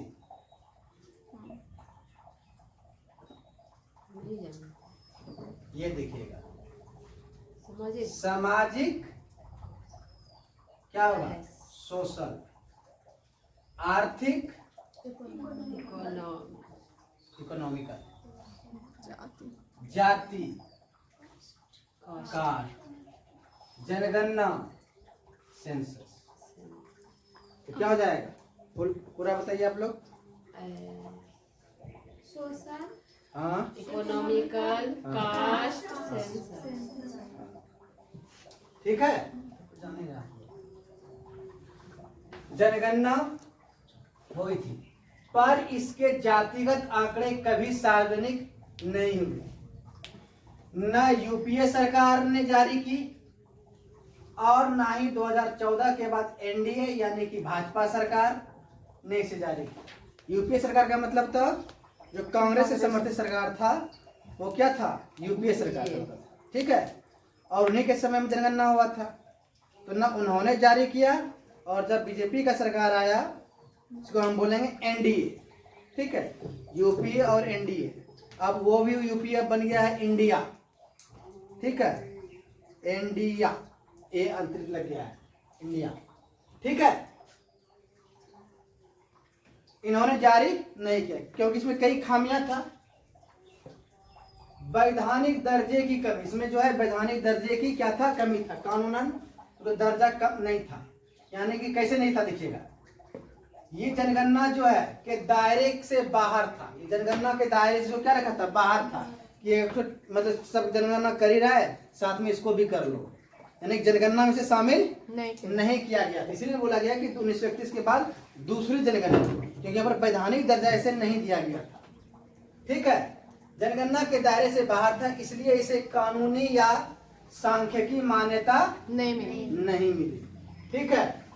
अगला है 46 लाख प्लस जातिगत नाम, यानी कि 46 लाखों में से नए जाति नाम देखने को मिला। नामों में जो है 46 लाख जातियों का नाम मिला यहाँ पे। जैसे खुले कॉलम के कारण भारी गड़बड़ियां सामने आई, डेटा भरोसेमंद नहीं माना गया, जबकि 1931 में सिर्फ 4147 जातियां था और यहाँ पर कितना आ गया?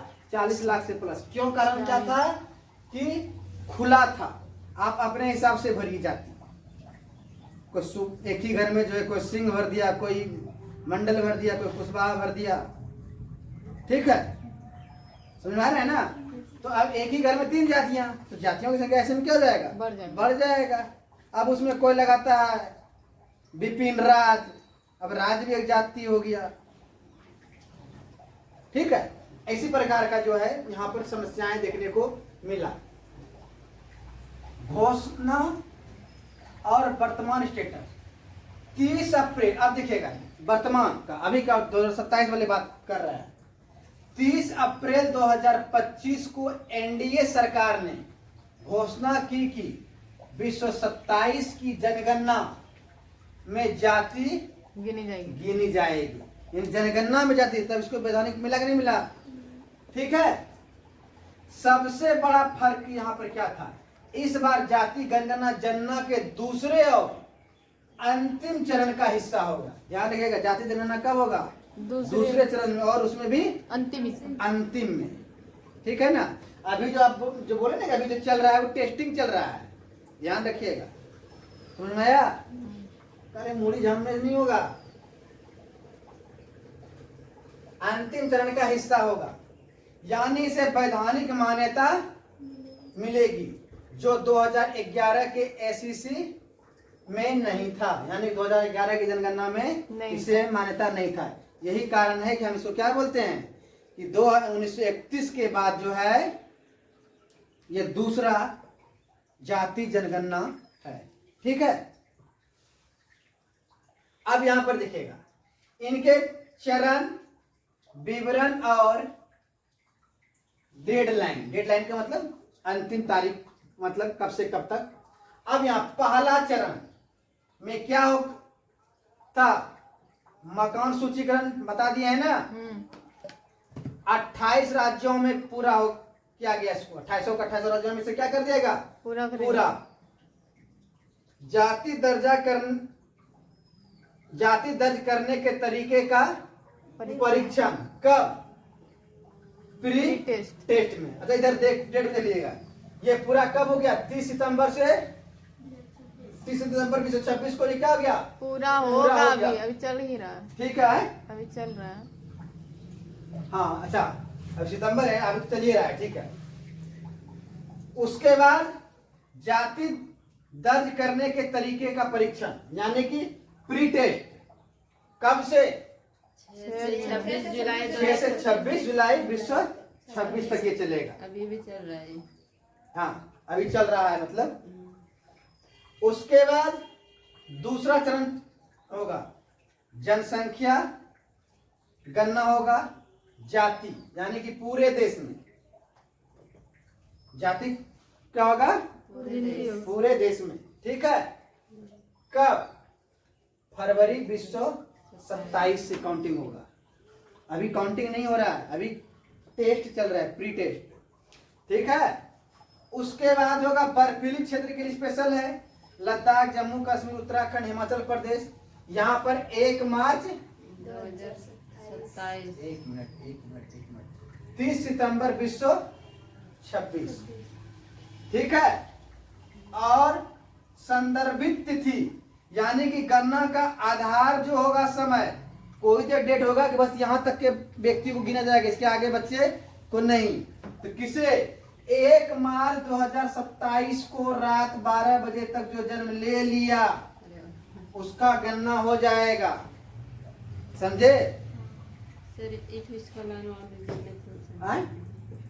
कौन सा लगेगा? उसके सामने में है। अच्छा आप लिख लीजिएगा, 5 इधर है, 5 उधर है, यहाँ से सीधा 1 3 4 5। ठीक। और फाइनली 28 फरवरी 2027 को अंतिम डेडलाइन है, पूरी प्रक्रिया हो जाएगी। तो ये ध्यान रखिएगा, अगर किसी के आप लोगों में से जैसे कि समझ रहे हैं किसी के घर में 1 मार्च 2027 को रात 11:59 में आपके यहाँ बच्चा आ गया, तब दोनों फोन लगा दीजिए कि मेरे घर में हुआ है, कॉल कर देते 12 बज जाएगा। इसके बाद जो होगा और गन्ना वाला आएगा? नहीं नहीं, एकदम नहीं, एकदम नहीं, तब तक हो जाएगा। ये जो है ना ये पहले हो जाएगा, जब जो बच्चे जन्म लेंगे उनको डेटा देना पड़ता है। वो यहाँ से मंगाएगा कि नए नए बच्चे कौन हुआ, सबसे हाँ सबसे वो लेगा, जनगणना पूरा कर लेगा। अंतिम ये जो है बच्चे जन्म लेगा वो उसको आंकड़ा अलग से मंगा लेता है, और फिर अंतिम में इतना बजे तक कितना बच्चा हुआ। और दूसरी बात है, स्वाभाविक है कि अब टोटल लगभग हॉस्पिटल ऑफिस वो हो गया है, ऑनलाइन हो गया है। जो बच्चे वहाँ जाएंगे तो जन्म होगा तो वो वहाँ से भी डेटा कलेक्ट कर लेगा। ठीक है। तो ध्यान रखिएगा, इतना मिनट तक में जो है काउंटिंग हो जाएगा, नहीं तो फिर 10 साल के बाद बच्चा का गिनती होगा। समझे? तो ही बच्चा सीनियर हो जाएगा। चलिए यहाँ तक समझ में आ गया? ये 28 फरवरी कर दिया फिर से। अंतिम अंतिम अंतिम 28 फरवरी को आपका मतलब डेटा की टोटल प्रक्रिया कंप्लीट हो जाएगा और आंकड़े को क्या कर दिया जारी करेगा। समझ में आया? और तुम 1 मार्च को फिर जन्म में लगे क्या बाद में 12 अरे नहीं समझे बात। 28 फरवरी को प्रक्रिया पूरा हो गया ना, हाँ। ये प्रक्रिया पूरा हो गया। अब ये डेटा आपको क्या बताए? ये जनगणना के बाद आए पूरा होने के बाद वो हाँ, देखिए चूंकि अभी तुरंत नहीं डेटा देगा, पूरा कलेक्ट करेगा, कलेक्ट करते करते इस बीच में क्या हो जाएगा, अब प्रोसेस चल रहा है, वहां का भी प्रोसेस है ना, इस प्रोसेस में बच्चे तड़ातड़ जन्म ले रहा है। तो अंतिम जो है 1 मार्च इतना के रात के 12 बजे तक को जो भी आया फाइनली उसको क्या कर दिया जाएगा, मान लिया जाएगा। ये है आपका बुझल थी। चलिए डिजिटल जनगणना। अब यहाँ पर कार्य प्रणाली, गिनती कैसे होगी, अब गिनती दिखेगा कैसे होगा जाति जनगणना की गिनती। सबसे पहले यह समझे, भारत की पहली डिजिटल जनगणना मोबाइल एप्स व केंद्रीय डेटाबेस के जरिए होगा, यानी मोबाइल एप्स के जरिए और केंद्र सरकार ने जो भी डेटाबेस दिया है उनके आधार पर होगा। दूसरा यहाँ पर एक खुला कॉलम, मतलब कॉलम खुला नहीं। जैसे 2011 के जनगणना में था, लोग खुद जाति लिखते थे। 2011 की जनगणना में क्या करता था, लोग खुद जाति अपना जाति लिखते थे। तय सूची अभी जो होगा, यानी अभी होगा नहीं, अभी ये डिसाइड नहीं कि क्या होगा, खुला होगा या ये फिर तय सूची। दूसरा किसको क्या नाम दिया गया है, तय सूची। तय सूची में कोड डाइट, तय सूची में क्या होगा, आपको एक सूची दिया जाएगा, उन्हीं में से आपको एक चयन करना कि हम इस जाति के हैं, ठीक है। और वहां पर जाति 11 में क्या था, लिखना पड़ता था, ठीक है। तो अभी ये टेस्टिंग चल रहा है, अगर ये फेल हो गया हो सकता है कि आपके पास बंद सूची वाला ही आ जाए, यानी कि ये खुला कॉलम वाला ही आ जाए, बंद सूची नहीं, खुला कॉलम वाला आ जाए, ठीक है। जैसे बिहार के 2022-23 सर्वे में था, सूची में चुनना, यानी सूची दिया जाएगा, उसमें से आप अपनी जाति को क्या कीजिएगा, चुनिए। स्वगणना, लोग को खुद अपनी जानकारी ऑनलाइन भरने का विकल्प भी मिला है, मिला था, अब तो अब विकल्प हटा दिया गया। अब आपको अभी नहीं होता था। नहीं, डेट आपको दे दिए, बता तो दिए थे, ठीक है। उसके बाद है राज्यवार जातियां, मान्य जातियों उपजातियों की स्वीकृति सूची। ऐप उसे सही कोड से क्या कर देगा, जोड़ेगी। आप विकल्प चुनिए और वो आपके जिस जाति में है वो जाति में जाकर के वो क्या हो जाएगा, जुड़ जाएगा, ठीक है।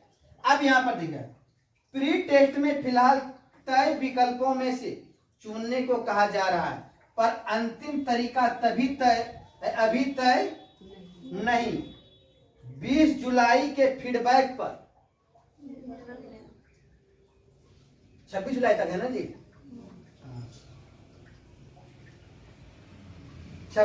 20 जुलाई के फीडबैक पर यह क्या करेगा, निर्भर करेगा कि क्या होना है, क्या नहीं होना। ठीक है। चलिए अगला है आरक्षण और उच्च न्यायालय का दृष्टिकोण, मतलब जाति जनगणना के आधार पर आरक्षण में सुप्रीम कोर्ट का क्या दृष्टिकोण है, इस पर जो है आप देखेंगे। एक वाद था इंदिरा साहनी वाद, पढ़े होंगे, बुलेटिन पढ़ा है, इंदिरा साहनी वाद। उसमें जो है आरक्षण की अधिकतम सीमा 50% तय की गई थी कि 50% से ज्यादा जो है आरक्षण नहीं देना है। विशेष परिस्थितियों में छूट संभव है, जैसे कि अभी जो है 10% दिया ना आर्थिक आधार पर, ठीक है, ये विशेष परिस्थिति हो गया। लेकिन नॉर्मल परिस्थिति में 50% से ज्यादा जो है आरक्षण क्या करना है, नहीं देना है। अगर जाति गणना से किसी वर्ग की आबादी उम्मीद से ज्यादा निकलती है तो आरक्षण का कोटा बढ़ाने की मांग क्या हो जाएगा, तेज हो जाएगा। भाई हमारा आबादी ज्यादा है तो हमारा आरक्षण भी क्या होना चाहिए, ज्यादा होना चाहिए। आबादी ज्यादा हो जाएगा तो आरक्षण भी ज्यादा। हाँ, तो अब आबादी हमारा ज्यादा है तो हमारा प्रतिनिधित्व भी तो ज्यादा होगा ना, हमारा वर्कर भी तो ज्यादा होगा, हमारा अधिकारी भी तो ज्यादा होगा, तभी तो हमारा बात को सुनेगा। ठीक है, जैसे बिहार सर्वे के बाद हुआ था, बिहार सर्वे जब हुआ था तो वहां पर भी ऐसी ही चीजें सामने आया था। ठीक है, इससे कानूनी अदालतें और संविधान के सामने नए जटिल सवाल खड़े हो सकते हैं, और संविधान के सामने, इस कानून के सामने, कोर्ट के सामने एक नया मामला क्या हो जाएगा, नया सवाल खड़ा हो जाएगा कि अब क्या किया जाए। ठीक है, अब यहां पर विपक्ष और सरकार का जवाब, इसमें क्या है, विपक्ष और सरकार का जवाब क्या है इसमें दिखेगा, क्योंकि अब सरकार भी तो है, सेंसस कौन कराती है, सरकार कराती है। इसको अगर अच्छा कर रहा है या बुरा कर रहा है, इन पर सवाल कौन उठाता है, विपक्ष उठाता है। तो विपक्ष की मांग देखिए क्या है, राहुल गांधी जो विपक्ष के क्या हैं, नेता हैं। ठीक है, 2 दिसंबर 2025 को लोकसभा में यह बात उठाया था, मांग की कि प्रश्नावली का मसौदा सार्वजनिक कर जनता यानी कि जन प्रतिनिधियों से सुझाव लिए जाएं। यानी कि क्या किया जाए कि जो प्रस्ताव बनाया गया है वो सामने लाया जाए, सार्वजनिक किया जाए, सार्वजनिक मतलब सबको उसको पढ़े, और जनप्रतिनिधि जो है लोकसभा में या राज्यसभा में वह क्या करे, इन पर राय दे सके, और अन्य राज्यों के जाति सर्वे की सर्वोत्तम प्रथाओं पर विचार कर सके, कैसे किया जाए, अच्छा से अच्छे तरीके से कैसे हो, यह मांग रखा कौन, आए अगर गन्ना कर रहा है तो उसमें अगर गन्ना कर रहा है जाति तरफ, अब यहाँ है ना विवाद है ना, कॉलम या सूची व्यवस्था है ना, अब कैसे हो तो उनसे राय लिया जाए। ठीक है, ये बात इनका कहना है विपक्ष का। सरकार का जवाब क्या है, गृह राज्य मंत्री, यहाँ लिखेगा गृह मंत्री कौन है, अमित शाह। गृह राज्य मंत्री बताया था ना, मंत्रालय 3 प्रकार का होता है, गृह राज्य मतलब एक स्वतंत्र प्रभार, ठीक है, एक राज्य मंत्री, तो ये क्या है, ये राज्य मंत्री है, यानी कि गृह मंत्री के अधीन में मंत्री है। ठीक है, अमित शाह को ये रिपोर्ट पेश करेगा। ठीक है, यानी कि यह मंत्री, मेन मंत्री जो होते हैं कैबिनेट मंत्री, उनको क्या करेगा, मतलब काम करने में इनको सहायता पहुंचाता है। ठीक है, गृह राज्य मंत्री नित्यानंद राय प्रश्नावली अंतिम रूप देने से पहले जमीनी परीक्षण जरूरी है, हर जनगणना से पहले हितधारकों से सुझाव लिए जाते हैं। इनका कहना है कि हम यहाँ के, हम जमीनी आधार पर हम सीधा, अभी प्रैक्टिकल करा रहे हैं ना, हम सीधे जमीने पे करवा लेंगे, आपसे राय से बेहतर है कि जनता से क्या कर लिया जाए, राय ले लिया जाए। तो जमीनी स्तर पर क्या करना, जमीनी परीक्षण जरूरी, हर जनगणना से पहले हितधारकों से सुझाव लिए जाते हैं, और हर जनगणना से पहले किससे लिया जाता है, जिसका हित है उनसे क्या लिया जाए, राय लिया जाए। हर क्षेत्र में जनप्रतिनिधि ही ले, या उसे ये मतलब इनका कहना है। ठीक है, राजनीति में हम लोग को नहीं पढ़ना है, जो कहा बोल दिए, जो इन्होंने कहा सुन लिए बस। फरवरी 2026 का अपडेट क्या है, दूसरे चरण से पहले जाति संबंधी सवाल अधिसूचित कर दिए जाएंगे, मतलब अधिसूचित कर दिया जाएगा। अधिसूचित कर दिया जाएगा मान जाने का मतलब कि कैसे जाति लिया जाएगा, अभी हो रहा है ना, पहले प्रैक्टिकल हो रहा है। कानूनी अनिवार्यता व प्रशासनिक तैयारी, अब यहाँ पर एक इसमें क्या कानूनी अनिवार्यता है, क्या अगर कोई मेरे से हमसे पूछने आए, ये बताइए अपने बारे में, घर के बारे में, या हमारा व्यक्तिगत जो 33 सवाल है, अब 33 सवाल में अभी पूछ रहा है, उधर हम जा रहे हैं उधर, हमको जवाब में कल आइएगा, परसों आइएगा, केस ठोक देगा। केस ठोकने के बाद देखिए, जनगणना अधिनियम 1948 के तहत जानकारी देना अनिवार्य है, समझ गए, अनिवार्य, अगर आ गया तो आप समय निकाल करके उनको दीजिए समय। गलत जानकारी देने या सहयोग न करने पर 1000 जुर्माना प्लस 6 महीने की कैद हो सकती है। हाँ ध्यान रखिएगा, कैद हो सकती है। अब यहाँ पर देखिए इसमें कितने व्यक्ति लगे हुए हैं, 24 लाख जनगणना ब्लॉक बनाए गए हैं। 24 लाख क्या बनाए गए हैं, जनगणना ब्लॉक, जिसमें 30 लाख जनगणना अधिकारी क्या कर रहा है, कार्य कर रहा है जनगणना को करने में। बताइए इतने लोग काम कर रहे हैं और आप सहयोग नहीं कीजिएगा तो कैसे होगा। अब अंत में इनका कंक्लूजन देख लेते हैं, निष्कर्ष देख लेते हैं कि आखिर से क्या निष्कर्ष निकलता है। जाति जनगणना विश्व 27 की जनगणना के दूसरे चरण का हिस्सा होगा। पहली बार वैधानिक दर्जे के साथ कितना 46 लाख नामों वाले भूल भुलैया मंडल कमीशन की, जो भूल भुलैया वाला जो है मतलब 46 लाख देख रहे हैं जो आ गया था जाकर जाति जनगणना, फिर वो मंडल कमीशन की विरासत, जो मंडल कमीशन विरासत लिया हुआ है 1931 कब का, 31 का, 31 का, हाँ 1931 का विरासत का। लगता है कि एकदम आदम जमाने का, जिंदगी दुनिया बदल गया, ये लोग नहीं बदले हुए हैं। और 2011 SEC के नाकामी यह इतिहास बताता है कि सटीक डेटा जुटाना क्यों इतना क्या है, पेचीदा है। मतलब नहीं इतना देर से जुटा रहा है, इतना तकनीक होने के बावजूद भी। इसका मतलब है कि बोलना आसान है, मामला क्या है, बहुत जटिल है। ठीक है, 3 मुख्य बातों पर यहाँ पर ध्यान दिया गया है। इस बार डिजिटल तरीके, कोड डायरेक्टरी और फिक्स्ड लिस्ट से समाधान निकालने की कोशिश की जा रही है। अभी ऐसा नहीं कि एकदम निश्चित है। ठीक है, अंतिम प्रश्नावली प्री टेस्ट नतीजे पर निर्भर करेगा। जो प्री टेस्ट जो होगा ना, उसका जो रिपोर्ट आएगा उसके आधार पर होगा कि कैसे होगा।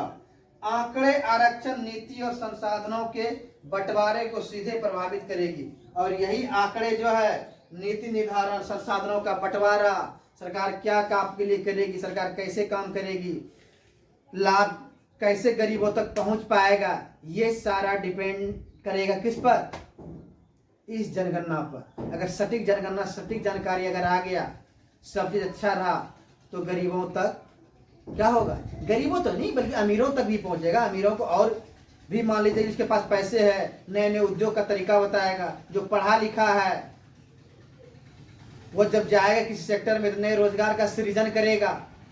कोई इंजीनियर जाएगा, इंजीनियर नया टेक्नोलॉजी खोजेगा, तो नया टेक्नोलॉजी खोजेगा तो नया टेक्नोलॉजी चलाने के लिए वर्कर चाहिए, तो उनके लिए होगा नहीं। ऐसा नहीं है कि सिर्फ गरीबों को, बल्कि हर वर्ग को इससे क्या होगा, लाभ होगा।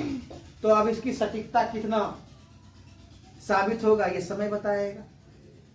ठीक है, चलिए कुछ अन्य जानने योग्य बातें, जानने योग्य बातें, ये सब एग्जाम में नहीं आएगा लेकिन आपको इसके बारे में जाना चाहिए।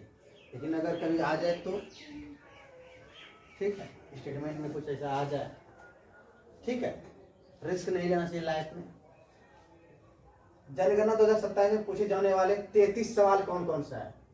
पहला है भवन नंबर। क्या है, भवन नंबर। एक खास करके भवन नंबर जो है नगर स्थानीय प्राधिकरण अथवा जनगणना नंबर ये जो दिया जाता है। भवन का मतलब होता है बड़े मकान। जैसे मान लीजिए मेरा एक मकान है, ठीक है, ये एक पूरा क्या होगा भवन, ये भवन नंबर पहले दिया जाएगा। मान लीजिए भवन नंबर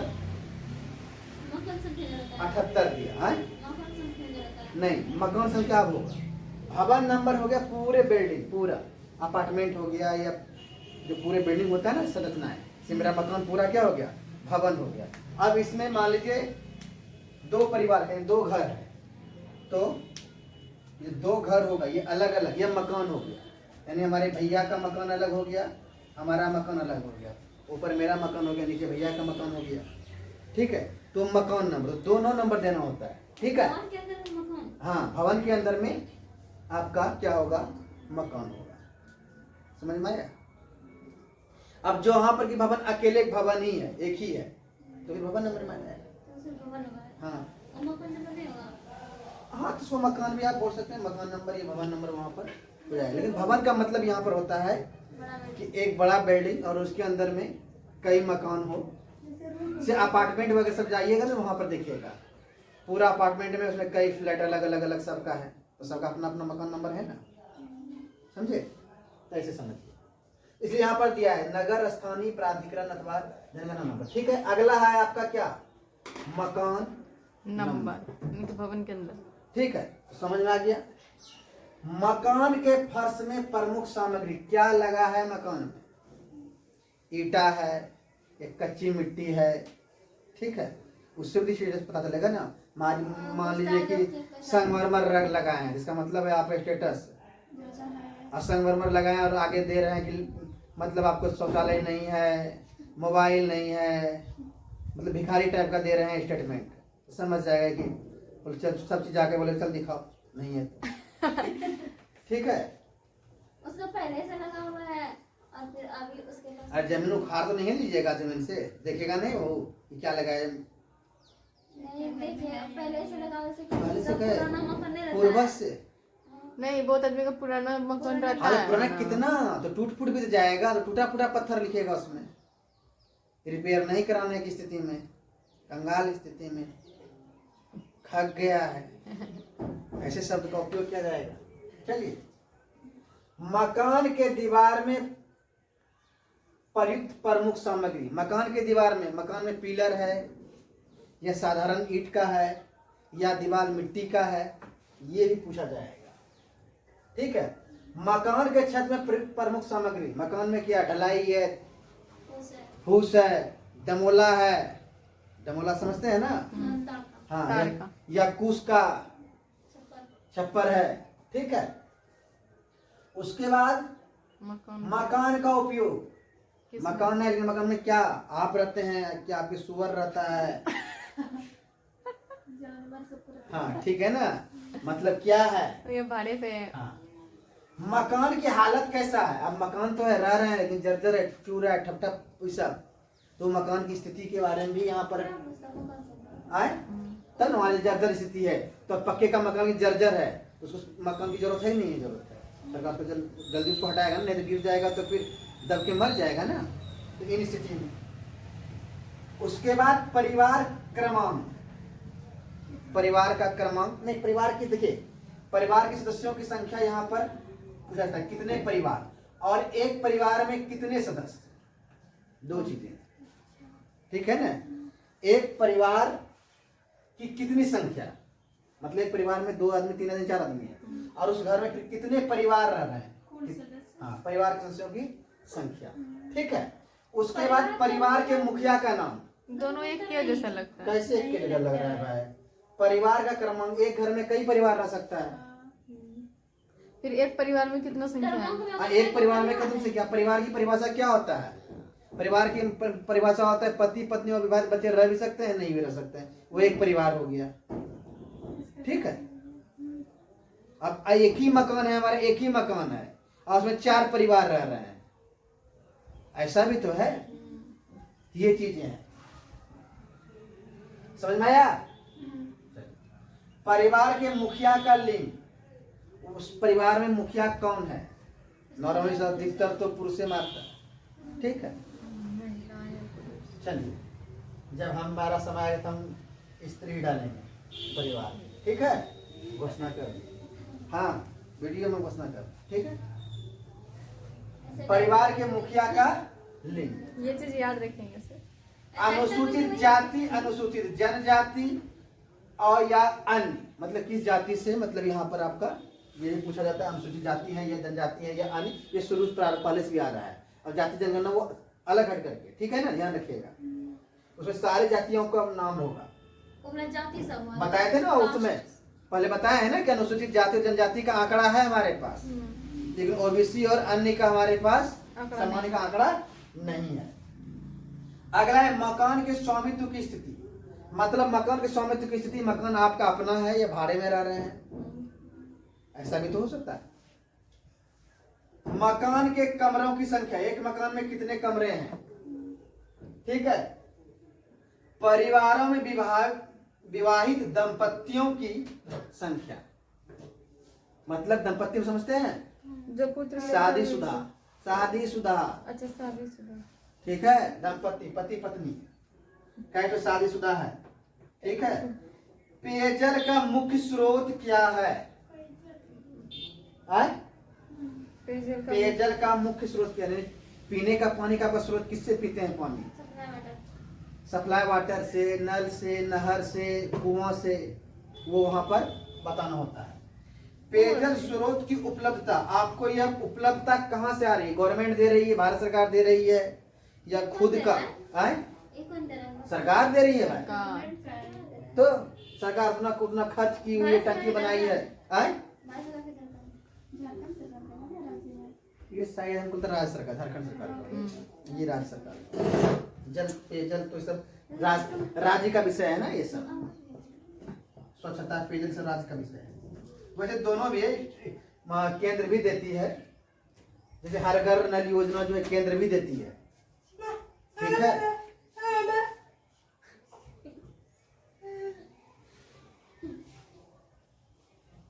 लाइट का मुख्य स्रोत क्या है? क्या है? आप मतलब इलेक्ट्रिक है या फिर केरोसिन जलाते हैं, ठीक है, या फिर बिना शांत होता है जाकर सो जाते हैं, ठीक है। जैन धर्म है। हाँ, जैन धर्म। शौचालय की उपलब्धता, शौचालय है या नहीं है पहले यह पूछा जाएगा।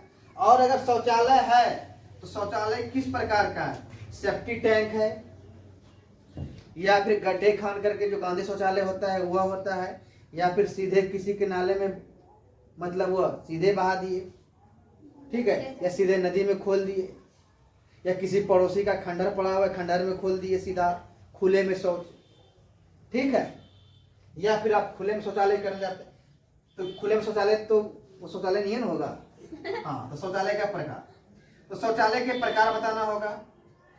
गंदे पानी की निकासी, गंदा पानी जो है उसका निकासी कहाँ करते हैं? ये सब कहाँ पूछता है मुझसे?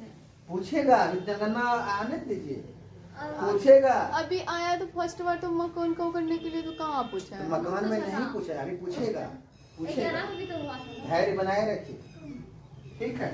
खरीदे से मकान संख्या। आएगा करने के लिए नहीं पूछेगा अपने तो अपने मन से, तब आप अपने से देखिए ना कि हम ये चीज टोटल सवाल ही कौन कौन सवाल है, बताइए कौन कौन सा सवाल है, हम जवाब देंगे।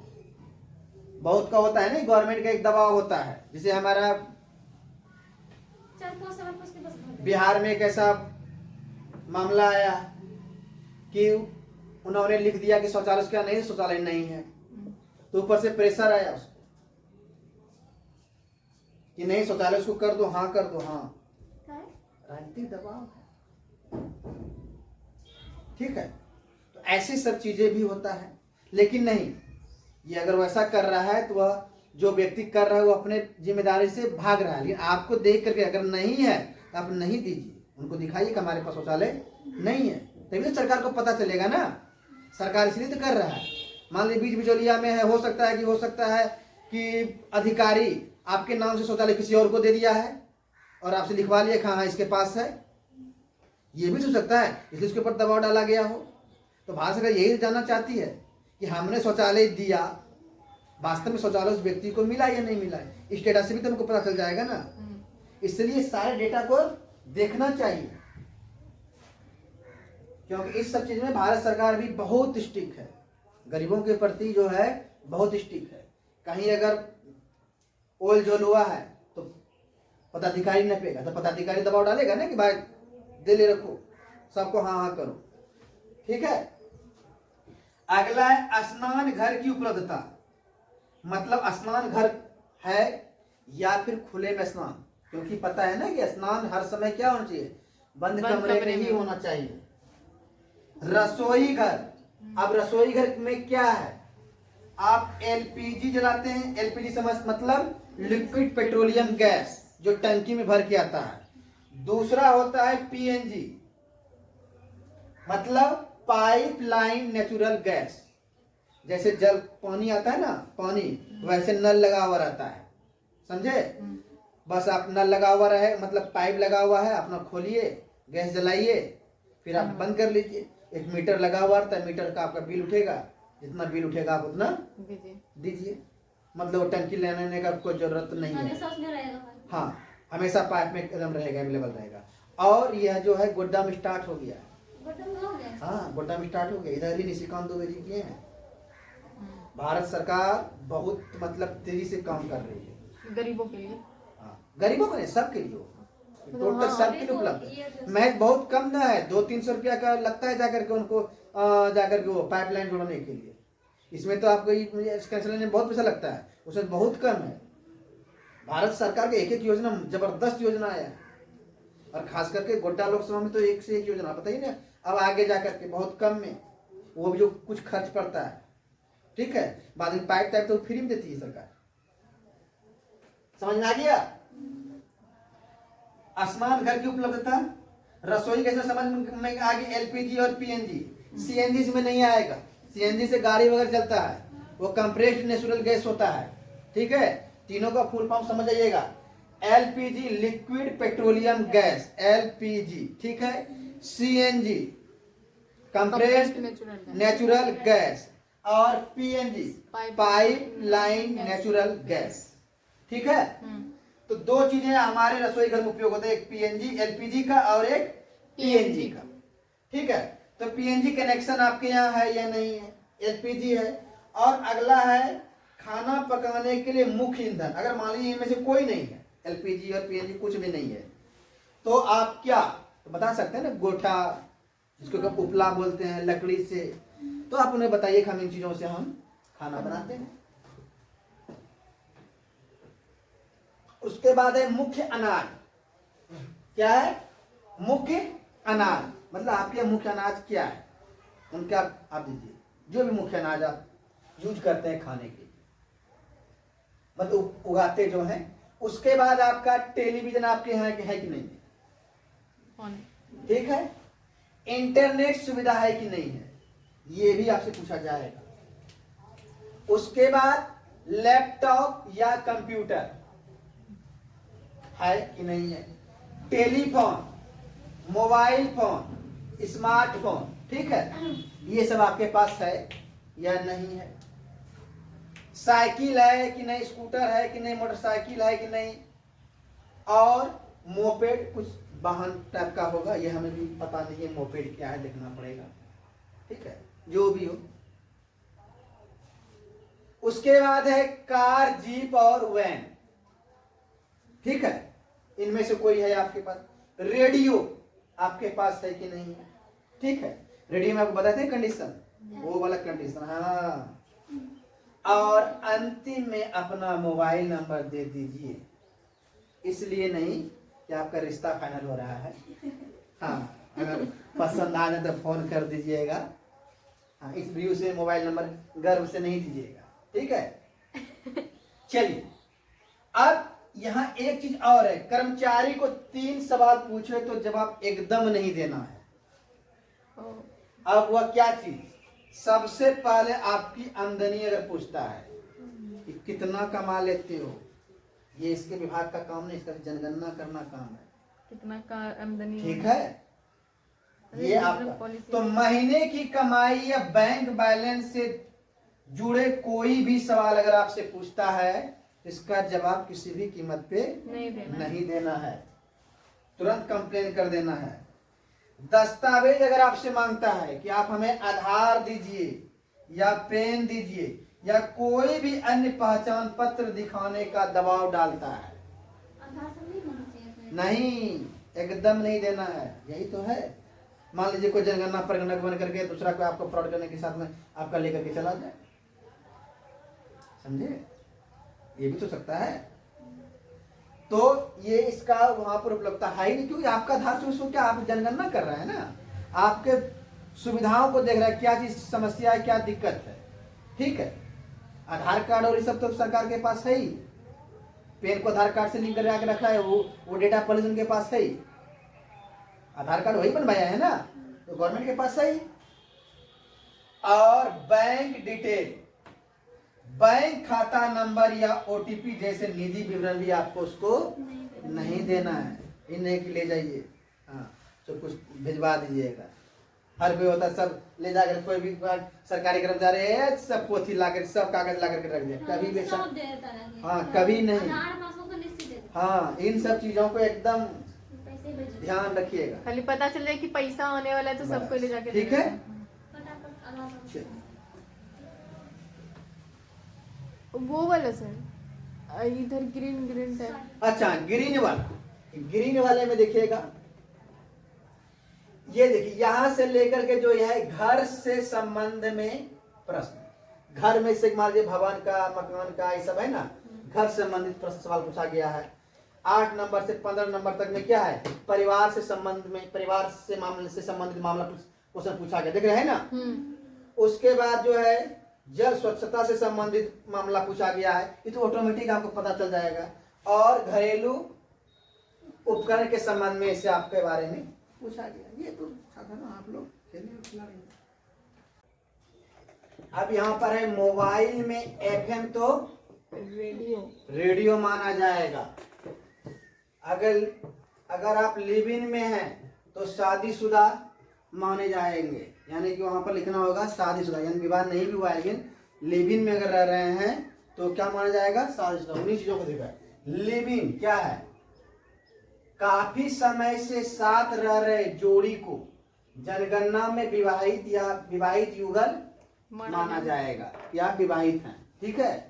धीरे रहता है, आपने नहीं रहते इसका मतलब क्या, बहुत लोग रहता है अभी भी। हाँ, लिविंग में रहता है। अगला है रेडियो या टीवी। मोबाइल में एफएम है तो रेडियो गिना जाएगा। अगर मोबाइल में एफएम डाउनलोड है, एफएम है आपका, तो क्या माना जाएगा, रेडियो। मोबाइल पर यूट्यूब देखना टीवी नहीं माना जाएगा, ध्यान रखिएगा। इसके लिए टीवी होना आपके पास जरूरी है। वाहन की अगर बात करें, कार जीप की श्रेणी में ट्रैक्टर दर्ज नहीं होगा। अगर कार, यहाँ ऑप्शन में कार और जीप, और आपके पास ट्रैक्टर है तो उसके यहाँ पर दर्ज नहीं होगा।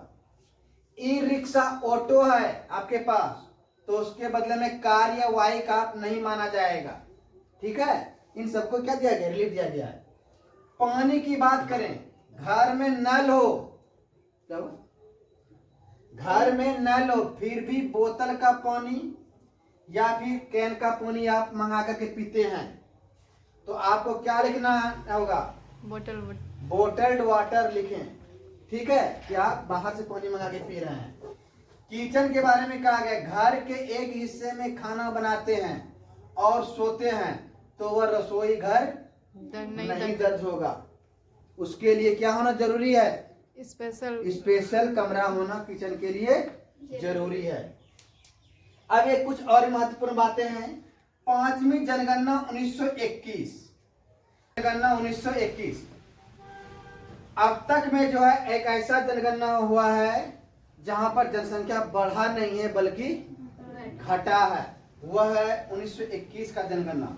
जनसंख्या में 0.31% का क्या हुआ था, गिरावट देखा गया था। क्यों, क्योंकि इसलिए 1921 के जनगणना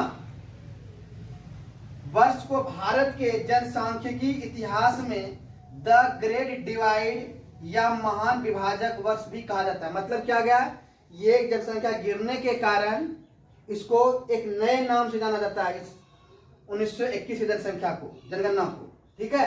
क्या नाम जाता है, द ग्रेट डिवाइड या महान विभाजक वर्ष। दोनों में से महान विभाजक वर्ष बोलिए या फिर द ग्रेट डिवाइड। ये क्यों ऐसी स्थिति आया था, महामारी फैल गया था, प्लेग, फ्लू, ठीक है, एक फ्लू था, प्लेग नहीं, फ्लू था, ठीक है। और उनमें 12 मिलियन लोग क्या हो गया था, मृत्यु हो गया था। याद है, एक बार प्लेग से भी मृत्यु हुआ था जो कांग्रेस का अधिवेशन नहीं हो पाया था, ठीक है ना। तो 12 मिलियन का मतलब क्या हुआ, 1 मिलियन में 10 लाख है ना, 1 लाख 10 लाख, ठीक है। तो 12 ढंग से 1 करोड़ 20 लाख लोग इसमें क्या हुए थे, मारे गए थे। अगला एक और भी है 11वीं जनगणना 1971 में। इसमें जो है एक नया चीज जोड़ा गया था। इसने वर्तमान में विवाहित महिलाओं की प्रजनन क्षमता के बारे में जानकारी के लिए एक प्रश्न को जोड़ा गया था इसमें, ठीक है। इसलिए ये भी इंपॉर्टेंट हो जा रहा है। और एक और इंपॉर्टेंट है 13वीं जनगणना। इस जनगणना में साक्षरता की अवधारणा को बदल दिया गया और 7+ आयु वर्ग के बच्चों को साक्षर माना गया। पहले जो यह था 1981 की तुलना में, यानी 81 में जो है पहले जो था वह कितना वर्ष था? 4, यानी 4+ आयु वर्ग के बच्चे को साक्षर माना जाता है। अब क्या हो गया? 7+। यूँ 4+ आयु वाले बच्चे को में वो उतना नॉलेज होता नहीं है, वो भूल भाल जाएगा। इस 7+ अगर नॉलेज अगर ज्ञान मतलब शिक्षित हो जाएगा तो ऐसा माना जाता है कि यह अब क्या होता है, उस लेवल पे आ गया, वह शिक्षित को कंटिन्यू कर सकता है।